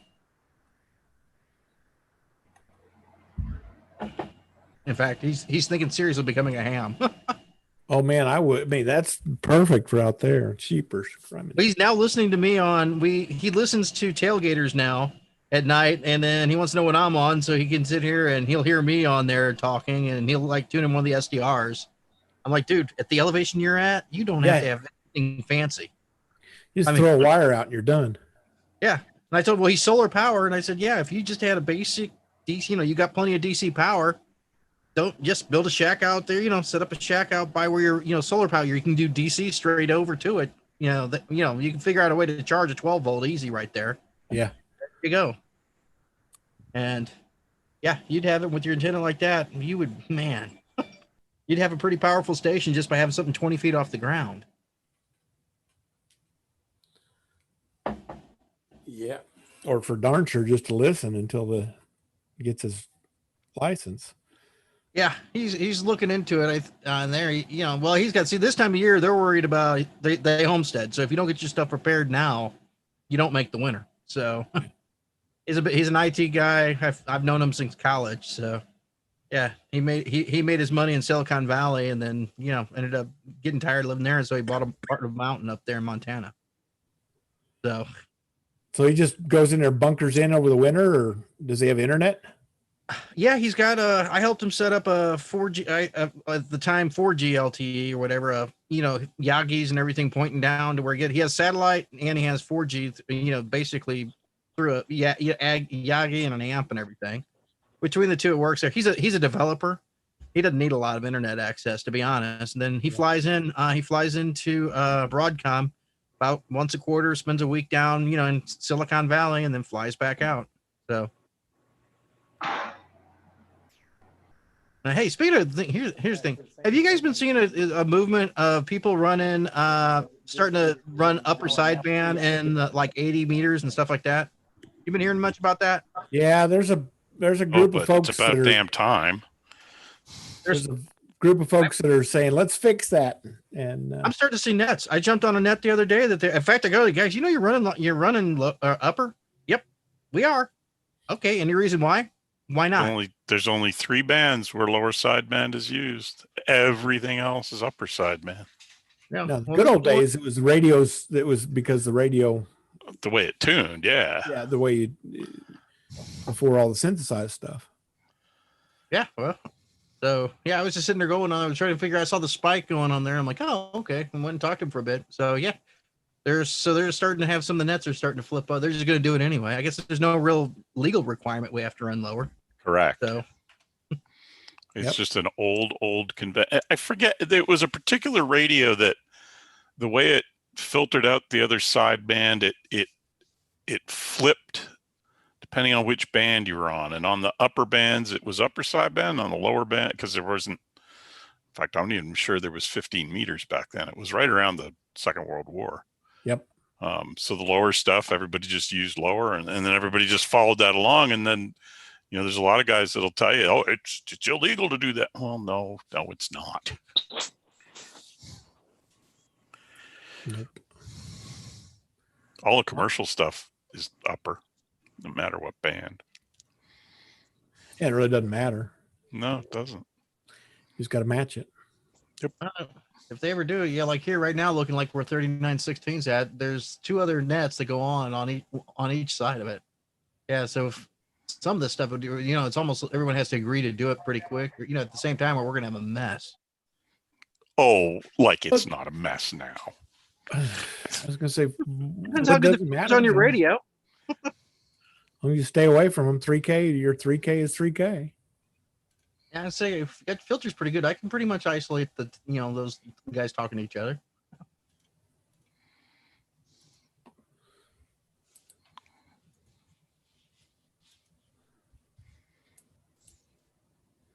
Hey, I got another one. What's that DRM signal that you guys do 80 meters all the time or 75? Antenna for that band's on the ground. I don't. Yeah, there's a DRM signal now that comes in about like 95 or so, 95, 3.95, 3.90, right around there, and it's coming in every night. It's like a big wide digital signal. It's I think it's DRM, but I can't get it to decode. Do you have that Dream software or whatever it is? Yeah. But I couldn't get it. I haven't been able to get it to decode right. But then my reception antenna was down for 2 weeks. So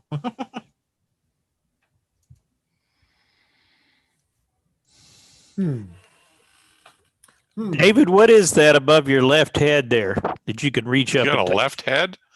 The left side of your head there. Yeah, that. Dial 781. Oh, is that what that is? Yeah. Oh, that's cool.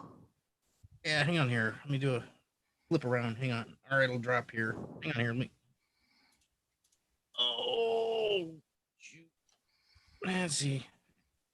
Yeah, I guess you can't really, since I'm on my laptop. Oh, I see it. I was trying to figure what. Okay. That looked odd for a microphone. Yeah, what I did was those Zoom meetings for work is so much nicer just to have it go through the audio here and have this mic here. Yeah, I'm getting tired of the headphone thing was fine for the first 3 months.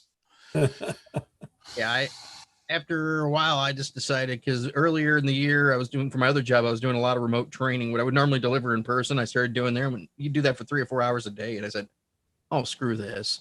That just gave me enough money. My boss said he'd give me like $500 to set up some kind of sound setup.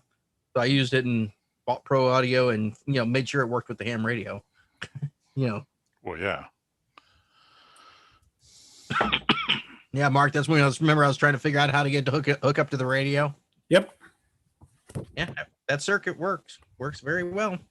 Yeah, just a little T circuit. I did a, let's see. What I did was I pushed everything into the Maestro. All that's hooked into the Maestro, and then I've got a foot switch going into the Maestro. So, yeah, the Flex radio itself is just sitting off to the side, with the basics hooked up to it. There's nothing actual audio hooked to it. Do you have speakers hooked up to your laptop, or just use the speakers off your laptop? I actually have, kind of hard to show. I've got a 8-channel mixer over here, and that goes into a couple studio monitors. And then I use an old Radio Shack realistic amplifier. Practical guide for concert sound. Okay. Bob Howe. Oh, that's yeah. Bob's. K9 EID. K9 EID back in the day. This was I found one. I've been always looking for one of these, but people are just holding them up for high, like $100. And I found a guy out of New England that wanted $20 for it or something like that. And it's really good reference book back from the day. But he goes through all his, if you're doing pin 1 diagrams. There you go. Yeah. Those kind of things. He walks through all of that stuff, and it's well documented. But the coolest thing I think is in here is he has pictures from the Who. He did all the Quadrophenia stuff. Oh, so he helped come up with that. Okay, that's cool. And let's see, there's the stage set up with 4-channel sound and 2 in the back of the house, and the good old days. That's when I was running stuff, sound gear. Did he do Iron Butterfly too? Did he do their system? I don't know if he did that one or not. I know he did Quadrophenia. At the time that came out, I had a 4-channel record player. Quadraphonic? Yeah. I ended up getting rid of it because you couldn't get any albums that were. Yeah, and wasn't there like two or three different systems for doing the quadraphonic or something? I don't know. Of course there were. Yeah. Dude, now we live in the days of what 7.1 is normal. 8-channel audio is is baseline. Yep. Yeah, but you don't. Anything you get off for video is. Well, yeah. Well, I suppose that's true. Yeah. But records and tapes aren't. 8 tracks are. Oh well, that's true. Yeah, you're right there. Yeah. Yeah, they were. 7.1. That's 8. Yeah, you got it. Yeah. Yeah, I finally fixed that in my house. Fixed there. Yeah, the surround sound. The dog chewed up when we first had a puppy 5 years ago. He chewed up all the wiring for my surround sound, and that was one of my projects I fixed a couple months ago. So what's that? Folded W's. That's a speaker stack. The good old days of folded W's. We had a bunch of those. There was a couple movie theaters in Racine in our town that the old style movie theaters shut down. And when they shut down the theaters, they had those big cabinets in the back, great big, like 4 foot by 4 foot by about 8 foot, and had some really good 15-inch speakers in there. So we'd go talk to the people and say, hey, can we pull those speakers out and take them? Sure, take them all you want. That'll be one less thing for us to worry about. And I don't know, we had like 4 of those big cabinets that we That's do a how big I started a bunch of my video games was, hey, you guys ever gonna do anything with that? No. Can I have it? Yeah, gets rid of it. Yep. I got more than one video game that way, and just usually simple repair. Yep. Yeah, But this is a really good electronics guide for the folks that came out in the day. I need to get them next time I go by there. I need to go have them autograph this one. Hey, who's That those one shop in too. town that had Radio Shack parts? Wasn't there someplace in town that had some Radio Shack Hobbytown. parts? Hobbytown near where Hastings used to be. Okay, just down. Oh, so it's by the music shop and stuff. Is there a music shop in there? I guess It's there is. behind Yeah, it's in Panera that Bread. strip. Yeah, It's in the strip. next to the. It's behind Panera. Yeah. Yeah. Okay, right there. Okay. Yeah, Yeah. I mean, he doesn't have. It's not 1972. He doesn't have racks and racks of stuff, but It's mostly resistors and capacitors and yeah, solder and the top 1% of their sales. Well, if I could go in there and at least go, because I had to buy just some connectors the other day, and I ended up you have to buy quantity like 50 off eBay, or Amazon when I needed like 2. So I was in there looking for connectors for my new old radio, and he didn't have the kind I needed. So. And where's this again? Hobbytown, Hobbytown. Norman, Maine, and Oh, okay. North Ave Okay, I got it. West. Yeah. Hobbytown up North- in Edmond too has Radio Shack in there. Right. Yep. Closer Hey guys, I gotta go. I'll see you guys later. All right, have a good one. Bye. Bye. See ya. Radio Shacks, you can order on the web too. It's Yes, sir. I talked to the gentleman in Norman at Hobbytown. He was saying go there because they just let them carry the big sellers. He basically has about 12 feet of wall and a couple of racks. Little parts. heck man, Then that's he- a trip. always drives to Derby. Yeah, that's a short ride. We were gonna go there that day the sidewalk sale, and something came up, my wife or something. I don't remember. I had a lot of fun at that. Yeah, we were gonna go, me and my daughter, and then something came up. And my wife didn't want me to go. I know why she didn't want me to go. She knows damn well no ham fest this year. Dave, you're gonna drop like $1,000. No, hell no. I don't know, Mark. By the time I got there, you bought all the good stuff. So. Right. But mostly what I saw was like a bunch of old Radio Shack scanners and stuff like that I actually have in a box here in my garage, and there was a bunch of stuff. I know what that is. I have one of those. What kind of scanners you got? Realistic. Which ones? I'd have to go look. It's been too long. Pro 16s, Pro 32, what? They were I don't remember. It was big, long, like 12 channel. It's out there in the box. Crystal controlled? Yep. Yeah, I've got I think an 8-channel crystal one that's still keyed from my old hometown where I grew up in Hillsboro, Missouri. So sit in the box. It was my dad's. So yeah, I've got a lot of crystals, but then I've got a programmable one here somewhere too, much newer, but the only one I keep running anymore is I got the whatever I forget which Bearcat 435, that unit in 435. So yeah, there you go. I remember that. Woo, fancy. I've got a couple of newer digital Radio Shacks, but to do that, I sold some I had. I wished I hadn't sold my Pro 43. That's the one I like the best. And now they still want a fortune for them. Problem is with everything going. That's why I stopped. I kind of purposely got out of the scanner game.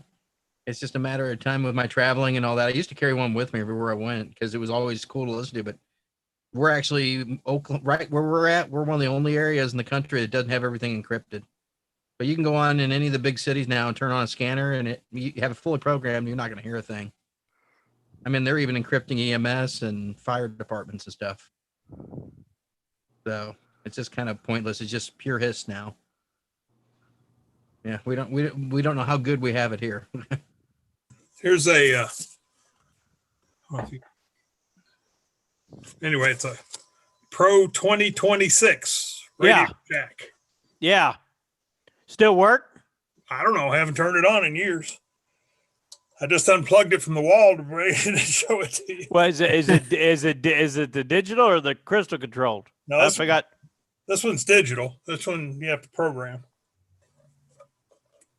Well, you could put. Hey, you could put all the ham frequencies in there, and there you go. I'm gonna give that a try. See what it'll do. I had that in my office. I used to sit in here and listen to the police and all that back when you could do that.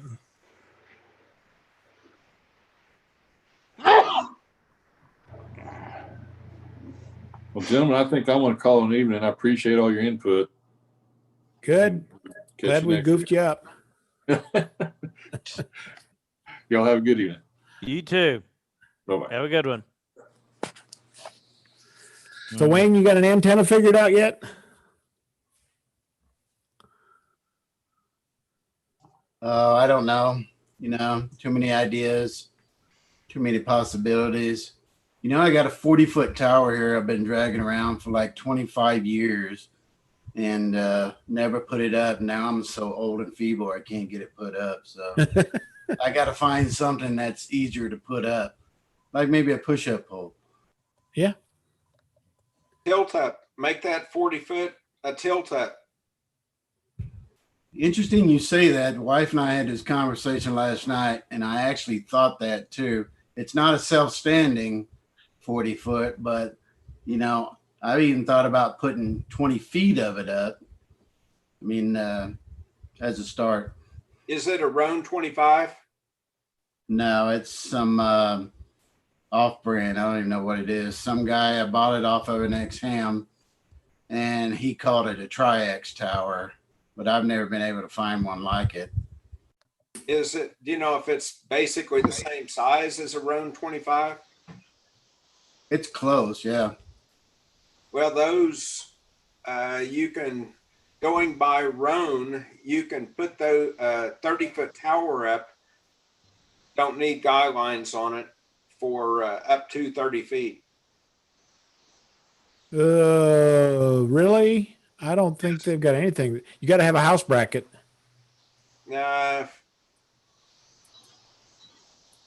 I didn't see anything about needing to have a bracket. Yeah, they have nothing that's Ron's got nothing that's supposed to be self-supporting. Like you do HDBX, the bigger ones.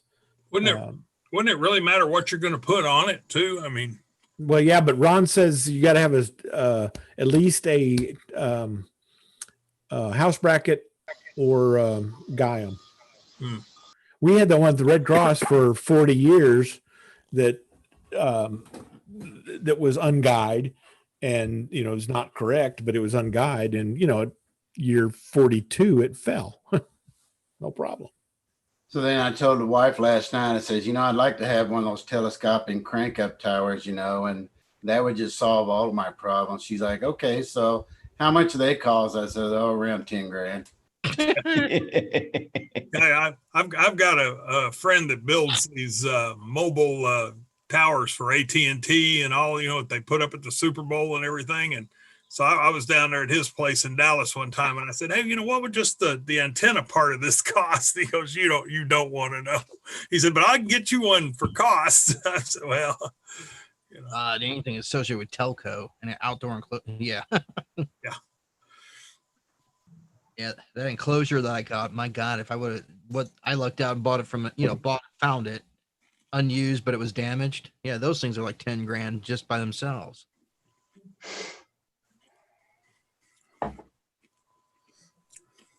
Well, however I do it, I think I'll try the G5 RV and see if I get it up in there, see how that works. You know, if all else fails, I've got my gap vertical that I can put up. Make feet. You got a G5 RV? Yeah, I've got one brand new, still in the package, had for a while. I would say if you got like 10 extra feet, I just put up an 80-meter dipole. Ugh. Thought about doing that also as a secondary antenna. Yeah, G5 RVs, they're good to get started, but they're not. You don't know what you're missing until you put something better else up. Well, I've had a 80-meter dipole before, and when I lived down in Dallas, and used to talk to my dad who lived in Fort Worth, and it worked fine. It's just 80 meters. I was kind of looking for something that had a multi-band. Well, you do a fan dipole like the Red Cross one, the 2040-80. Take it off center fed. You could off center feed it. Yeah, in fact, I'm gonna get through probably this year. Yeah, I'm gonna probably next spring look at some. In fact, I've thought about putting one of those now that I've got trees cut down around the side of my house. I'm thinking of what do you call those ones that look like the old clotheslines for like 20 through 10? Web. What do they call those? They're big squares, looks like clotheslines, spider web. Moxon? Cobweb. Cobweb. Cobwebs. Oh, yeah. I picked up an antenna analyzer a few weeks ago, so I can actually do something like that if I wanted to now. Yeah, we had two trees cut down. That storm took out a bunch of houses around here that didn't pay attention and let the city take the trees down. So, yeah, one of those. Yeah, they're what, 14 feet or 18 feet wide if you get a 40-meter one? I don't remember. I was looking at the MFJ one, the heavy-duty MFJ one.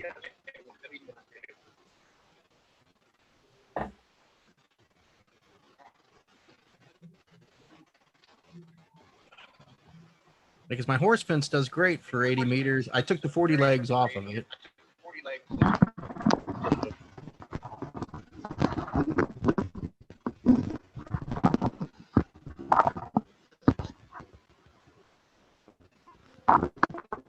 Yeah, I've got room. I'm thinking about putting those up on my chimney off to the side there. Somebody's echoing. And Bill, you up there? Not me. Test. Not me. I can hear me from somebody. Hey guys, I went and did my civic duty and gave blood today, and I am just about to fall out of the chair here. So I'm going to say 73s to you. And if you need a pint of O negative, I can tell you where to get one. Not sure of the quality, but anyway. Y'all have a great evening. See you next time. Sam. See you, Sam. Go get We'll them. see you, Sam. Stay safe. There. See you, Sam. I'm going to blaze out too. I'm a little dry after doing the net tonight. So see y'all. See you later. See you later, Galen. Be safe. Thank you. So long. Drive fast. Take chances. So what's the update on how's Harold and Lee doing?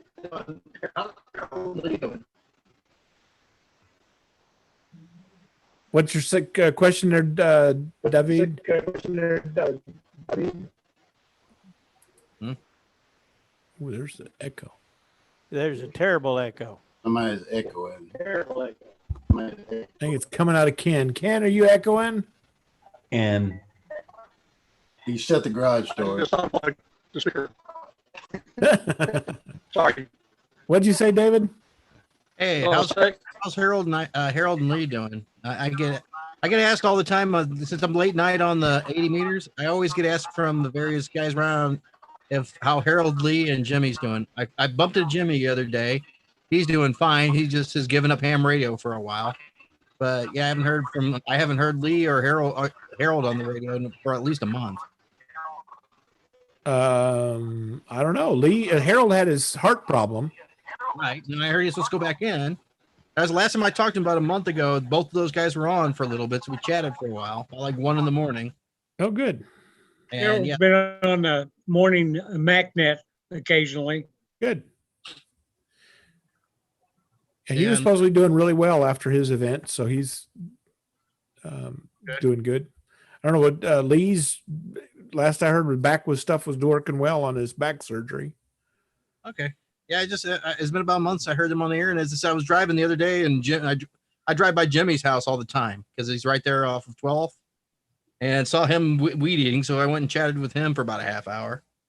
He's the band suck, he can't hear anything, and boom. So I told him, hey, I'll swing by and see if maybe we can figure out a little bit of reception for me. I'll help him with his reception right now.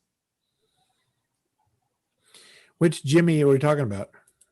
What is his name? Jimmy, he lives at 12. He lives right off of whatever one of those Civil War streets and 12th. Just, almost to Lindsay. What is his name? I don't know what his last name is or his call offhand. He's always on the time. He only runs like 80 meters. He doesn't even bother changing his tuner settings. Can't think of his call right now. My brain's fried, man. I'm now at 9 hours of Zoom calls. Yeah, he goes to Hamfest once in a while and all that. He's just but he just runs he just does 80 meters. So he's kind of got a pretty cool setup inside, his radio in every room of the house. All on 80 meters? Pretty much. He just moves the coax around wherever he goes. After his wife died, he moved into the garage and has a radio stacked there, and he just has radios throughout the house and moves the coax around. Huh. So. Trying to think who that would be. Heck, isn't there a map of hams around here? Isn't there like somebody did a Google thing with ham? Yeah, that's true. I can tell you the call real quick. Yeah, there's a deal on QRZ that you can look up people in your local area. Because Jimmy, Lee, and Harold are all 5 minutes from me, tops. So, and you get on the real late night nets. They, I guess they're all known, and now I'm starting to be on there too. People are like the guys in Norman, So.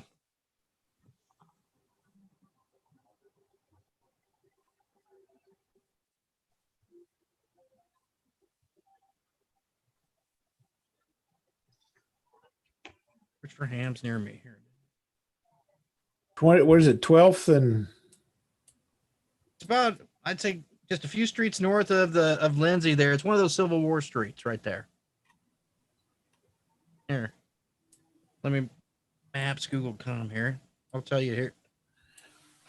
Harbor Freight.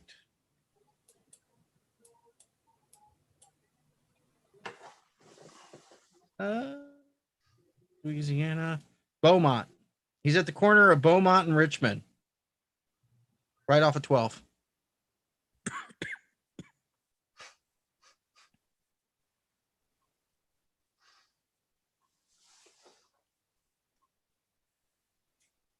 Is that east of? I don't know where Beaumont. Beaumont is, if you go up Lindsay and 12, it's 2 streets up on the. There's a Jimmy Wright AB5JW at 1200 Beaumont. That's him.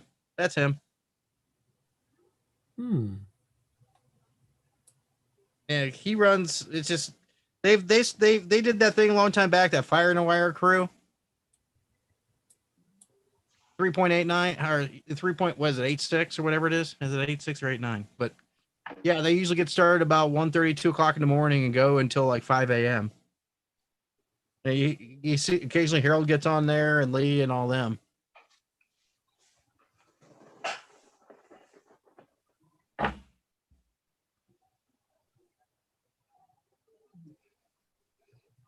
Yeah, but we're close enough to where if the bands are right, I've actually talked to Jimmy and Harold both on dummy loads on one time. I mean, if you look at the map compared to where I am, I'm just not even a half mile geographically from those guys. So Yeah, I knew. East 12th Yeah, East 12. and Lindsay. I see Missouri, Louisiana, Idaho. And then you got Louisiana, and then you got Beaumont. Next one up is Beaumont.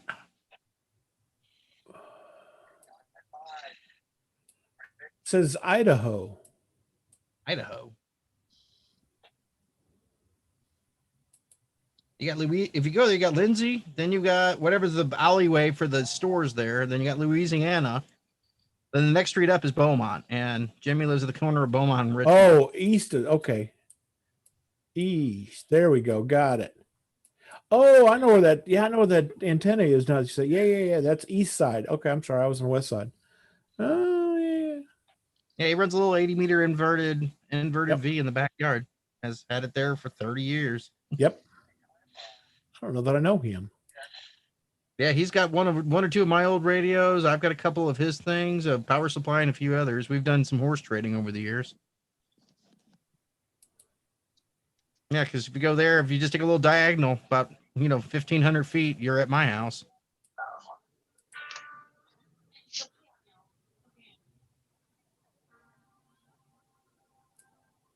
Huh. This shows Dave Egley. Where are you guys getting the locations at? Or what map? Where is that? Is it off QRC? No, this is one I've done. Pulled all the 10,000 hams and put them on a Google map. Oh, okay. Oh, I didn't. Jeff or Dave Egley used to be on the west side. He was one of my Elmers way back in the day. Cool. I have a few questions about the test, if I can butt in. Yeah, go ahead. Okay, so I see it's a 35 question test. What's the maximum number that you can get wrong before you fail? Miss 9, you're doing fine. Miss 10, you're doing it again. Okay. On which test are we talking about, Mark? Technician, sorry. Technician. Okay. And then what is the cost of taking the test? $0. Free, okay. It's real expensive. Yep. I don't know if I can afford free 99. Yep. $0. If I were you, study for the general. But it's twice that if you go ahead and do the general. Right. Yeah. And we only take cash for the second one. Yeah, I'd go for. I'd study as high as you can. That way, if you can pass it, if you can pass them all and nail them out, you're done. Right. Because it's really hard. I'll be honest, man. It's really hard to go back later in life to do it. Yeah. Well, see, this is I've just I really kind of got my feet wet a little bit on what was that, a field day this year. Mm-hmm. Went and kind of looked around and checked it out. I just finally had time. I just got done doing certifications for work, so finally getting into it. If I put it, my basic knowledge for all this is very minimal. Yeah, yes. I'm Everybody trying. started that way. I put a link in the chat piece that's w5nor.org/ham. And that's something I just put together, which is all the questions. So you want to be a ham kind of questions before you go out and do it. Licensing and tests and where to go get your study stuff and videos and all that kind of stuff. I've been doing the one thing. I've also got the ARRL ham radio license manual that I've been working in. That'll work. The biggest thing is study to pass the test. And like you heard all night tonight, we've all learned stuff tonight. Right. And you'll keep learning until you die. I've done this 35 years. And I still learn stuff every time. Okay. And then will they give me confirmation that, because I registered tonight, will they give me confirmation on that, or how does that work? Yeah, Peter should send you a message, an email that gets, as we get closer, that'll tell you you're good to go. Okay, cool. But yeah, it'll be at Firehouse 7. Oh golly, it's coming up already, isn't it? September Yeah, the 3rd. third. Yeah, do some September 3rd. searches on the. Well, I actually the other day when I was trying to learn how to, use a tuner, I looked into some video classes online on YouTube. Just I left it going, and there's some really good stuff out there where the guys break it out. I mean, if you just something on YouTube, start searching around for your test, and I found one guy on there that was just he was basically explaining all the concepts, demonstrating it, and everything. I mean, Okay. it was. You know who that was, David? I'd have to go look and let me see if I can find it. But yeah, it was. I'd look at my YouTube history because it was just as I said, I was trying to learn how to tune an amp. Oh yeah, David Kassler. David Kassler, KE0OG is a really good source, and that's on that ham page. Got a really good set of videos, and another one that people like is the ham radio crash course. Yeah, see, I keep on telling myself I'm going to go extra, and problem is motivating myself to do it when I don't see where it allows me anything different. Yeah, it took me 33 years before I went and finally took the test again. So. I sat and got through my novice, my tech, and my general, and up to 13 words a minute, and I couldn't get past. I did all that in one sitting when I was a kid, and I couldn't get any further, and I never did. I never did bother to go past it.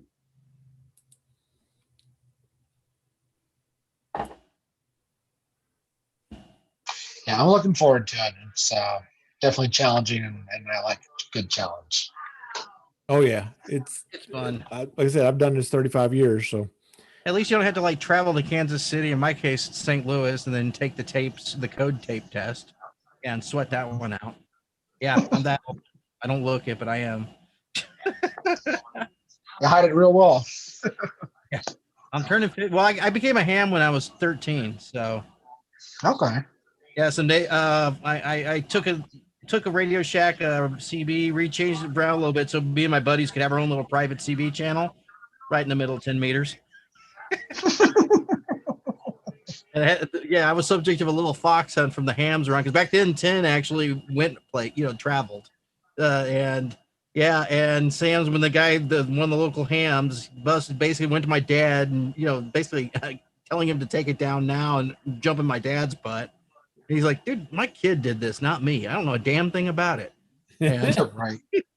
And when we did that, he became my Elmer, and I went to the same school, college he went to, and everything. We known each other until he became a silent key, like 10 years ago. So, yeah, he was a good guy.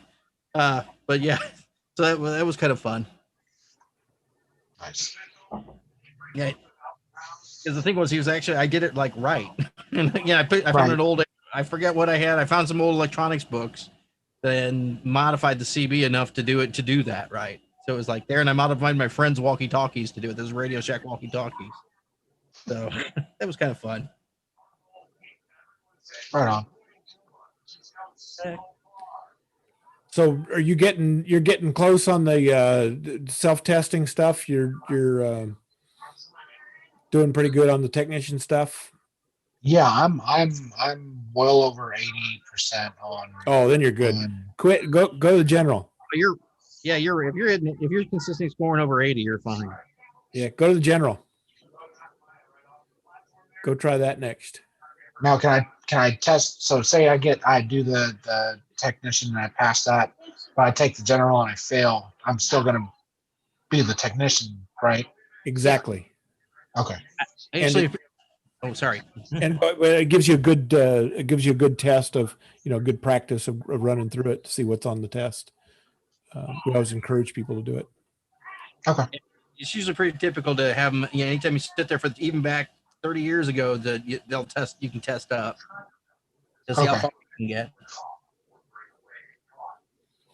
You never know. And are the questions you said? I think I asked earlier, but the questions are about 85% same. From Between the the two, technicians yeah. in general? The material is 85% the same. Okay. Now it's a little extended in the general stuff, but it's generally the same stuff.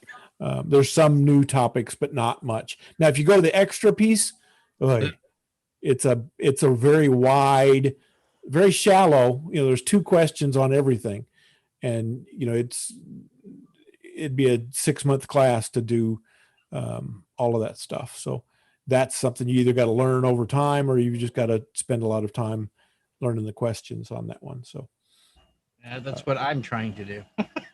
yeah. A large percentage of the people that take the general test after they take the tech that have never studied 1 minute on the general still get half the questions right. Yeah. Okay. No, Brad Wallet, he didn't study for extra, and he ended up passing all 3. He's one of the local guys here. And if Antenna ever gets in, he could actually get on HF. Ciao, boys. See you, Mike. Michigan Mike going to take it off. I'll see you next week, and I'll try to reach you on 10 meters tomorrow night. Awesome. And I want a different country of girls next time I try to log on. I'm for that. None of those Turkish girls. We'll try to see what's going on. I don't think those were Turkish, but Slovenia. I heard they're good. Slovenia. Let's go that route. Okay. All right. See you guys See you, later. Mikey. See you, Mike. See you, Mike. See you, Mike. Yeah. Hey, isn't now the new extra? They've just added more digital stuff to it. Isn't Yeah. that the big change in it? Yeah, they've added more digital and took off more tube stuff. Yeah. More digital there. Okay, so I might actually, because the digital. So my thing is, I haven't hooked a computer up in 2 years. I have not hooked a computer up to my Flex radio in 2 years now. So I guess I've lost. I don't know. It goes in cycles, I guess. Yeah, it used to be that's all I did was digital. Yeah, that's the way it goes with this stuff. Starts in 10 minutes. Yeah, in fact, here it is. Trivia's coming. Jonathan, you plan on doing HF or just HTs eventually, or what? I'm not sure. Why don't you look for web SDRs on your computer there? Hold on one sec.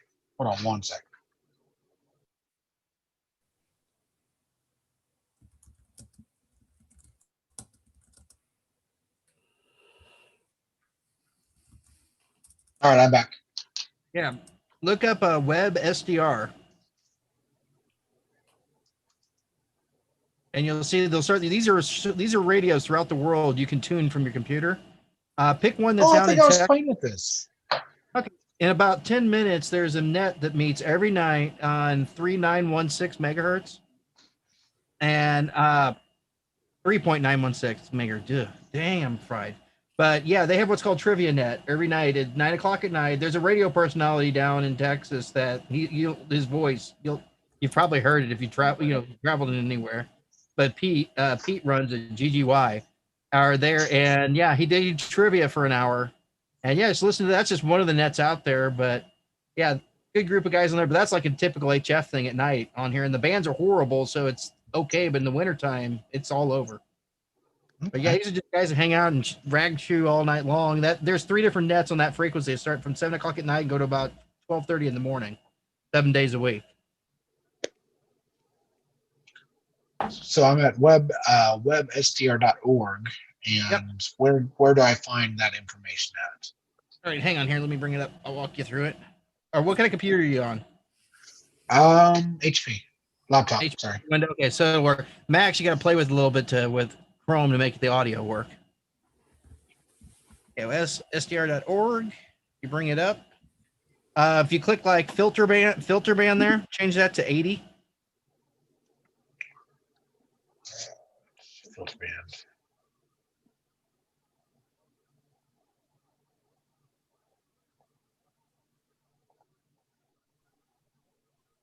Sorry. About halfway down on that page there, there's filter by band. You can change it to 80, and then like pick North America as your region. There's a couple SDRs down in Texas that go good. They go. Actually, they're not on. That's interesting. Oh, there it is. Yeah, there's one of them. In fact, the hurricane nets, you could sit here and listen to the hurricane nets as that's coming, and that stuff will activate here pretty soon. And you can actually listen to the guys passing traffic for that. Okay. And then you said filter band in North America? Yeah, 80 meters. Yeah, if you pick 80 meters, that'll get you to the 80 meter band. Okay. And then there's one in Texas there, Texas Club, about halfway down, Waller County Radio Club. Okay. If you pick that, then you click on it, it'll bring up a radio, and then just type. It defaults to 3900. Just change that to 3916. Right. But I know what you mean, Katie. Tell you what. Yeah, that's one thing. Yeah, it's up and working. Is that under the frequency, the 3986? 3916, 3916. It defaults to 3900. And if it is, you'll hear some guys talking, sound a little weird, but that software is okay. But yeah, just listen to those guys. That's typical traffic. As I said, they got net, and what's really cool in the wintertime is they do a thing that's made news all over. They do a Santa Claus net, where the guys on there will they'll basically basically answer. The kids will call up, and Santa Claus answers and talks to them. And that's a tradition they've been doing for a long time. It's really cool to listen to that. My kids, man, when they were young for that, they loved it. That's neat. That's neat. A bunch of good guys on it, but that's just one of the things out there for HF. If you don't, of course you got DX, you can play all that stuff all you want. This is just the nighttime stuff, but this is what you can do like on 80. Then there's the stuff on 40 works more in the afternoon, then that's there or late afternoon and throughout the day and stuff like that. Gotcha. But that's just one thing. That's your general license, gets you access to that easily. Then your tech stuff there, the HTs, the walkie-talkie, the HTs and all that stuff. That's your first. Just as I said, just kind of plan ahead and on there, because the problem is some people get into it and they'll just never go past the HT stage. Yeah, I've got what is it, a Bofang? Right. I purchased one of those earlier. It's kind of a motivation to get into it. Nothing wrong with one of those at all, man. In fact, as you get into it more, my Bofang has graduated to it's my tackle box radio for when I go fishing. So nice. I don't want to carry my Yazoo. I'm not carrying my Yazoo when I'm sitting out at Lake Dirty Bird on the dock there or on the pier. Yeah, I understand that. But yeah, enjoy it. It's a great hobby. So have fun. It's fun. And then that, as I said, that you get in there. The problem that I always had with the analog there is getting sometimes you'll get people to talk, and other times, man, you can hit the repeaters and nobody's answering. Around, they go dead. VHF can be 2 meters and 440 can be discouraging, to be honest, because there's not a lot of people at the time will answer. And then if you open the DMR, now DMR, there's other guys here that are more into it, a lot more into it than I am. If you do that, then that allows you a little bit of, you can talk to more people around and everything. You can do that with a tech license also. And we've got a pretty good DMR setup out here. It's not that expensive to get into it. One of the best DMR radios is the Anytone 878s. And Mark's the guy to talk to about it. He knows it. I enjoy it. In fact, so what was that, Mark? I enjoy mine. I'm going to get out of here. I'll see you. I'm going to take off. See you later, Bill. Hey, guys. See you, Bill. See you, everybody. Time to go. Mark? See you, Wayne. See you. And, hey, the Muppet Show's getting smaller and starting to look like Hollywood Squares. Yeah. And you're Paul in the middle. I saw that on a meme a while back, and like, hey, wait, this is now I know where this is so familiar. It's the Muppet Show. So Ken is the guy from Verton, Sweden guy. Yeah. Oh. Hey, Mark. Yep. What kind of audio do you get out of that? It's one of those HT Stream laptops. So English. I don't know what your question is. I'm confused. I mean, can you hear the audio okay out of one of those? You mean as far as just if you have it turned on? Yeah. I've never had any problems with it. Okay. It obviously depends on the source, but I use it. I use them for videos and communications and all kinds of stuff. What's your thinking? I might eventually hook a microphone up to this laptop and still wearing the headset, and I was just curious what type of audio I'd hear out of the laptop. Oh, well, disconnect your audio, or change the speaker. If you go down to the mute on the bottom left, you can change your speaker to the speakers on the computer, and you can try Well, it. gents, I'm gonna bounce out of here real quick.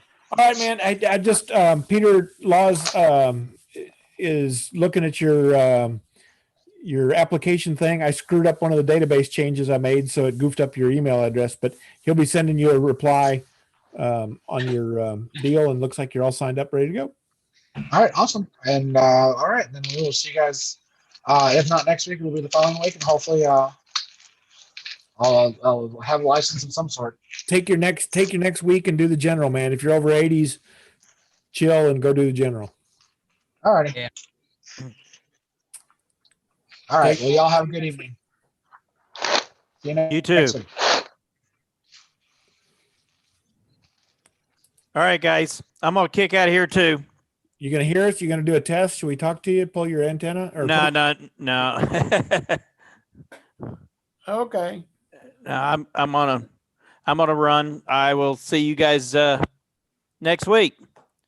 You will. See you later, man. Be good. I'll give you an update on moving my in-feed antenna, trying it as a inverted V on the roof, and we'll see what happens. You better have a report, man. I'll have you a report. All right. Catch up with you. Bye-bye. See you guys. Yeah, my only reason to run a PC is finally here. Finally, Smart SDR came out for Mac. Oh, really? Yep. They actually, the same guy that wrote the iOS version, the iPad version, he's from scratch, has wrote a complete client that even down to firmware and everything. So there's no reason to have PC anymore, Windows. So I think I'll be switching to that soon. So finally get I literally have a Windows computer that's its only job is to run for putting firmwares on my radio. Yep. So yay. Yeah. Good. And the company I'm at now, they don't care if we use, as long as you don't do anything stupid. Yeah, you can use they don't care if you use it for personal or not. So it's like, okay, I can do ham radio. They don't care. Who you with now? A company called Netscope. Oh yeah. Yeah, good old security, just like I've always done. Just now I focus on cloud. I've been doing a crash course on that, but I've been running California time. Yeah, they start at 9 in the morning, 9 to 6 every day. Ugh. Yep. Going crazy. So I'm hungry. I haven't eaten yet. So okay, guys, either. I'm gonna jump here and get on the air. I'm gonna actually get on the air there and start hanging out and play some trivia. Oh, good idea. See you later. All right, talk to you guys again. Actually, I made one. Yay. See you guys. Bye. Bye.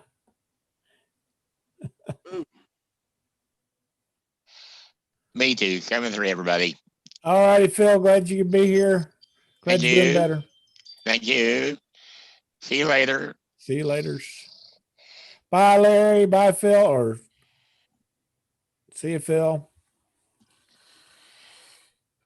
See you, Phil.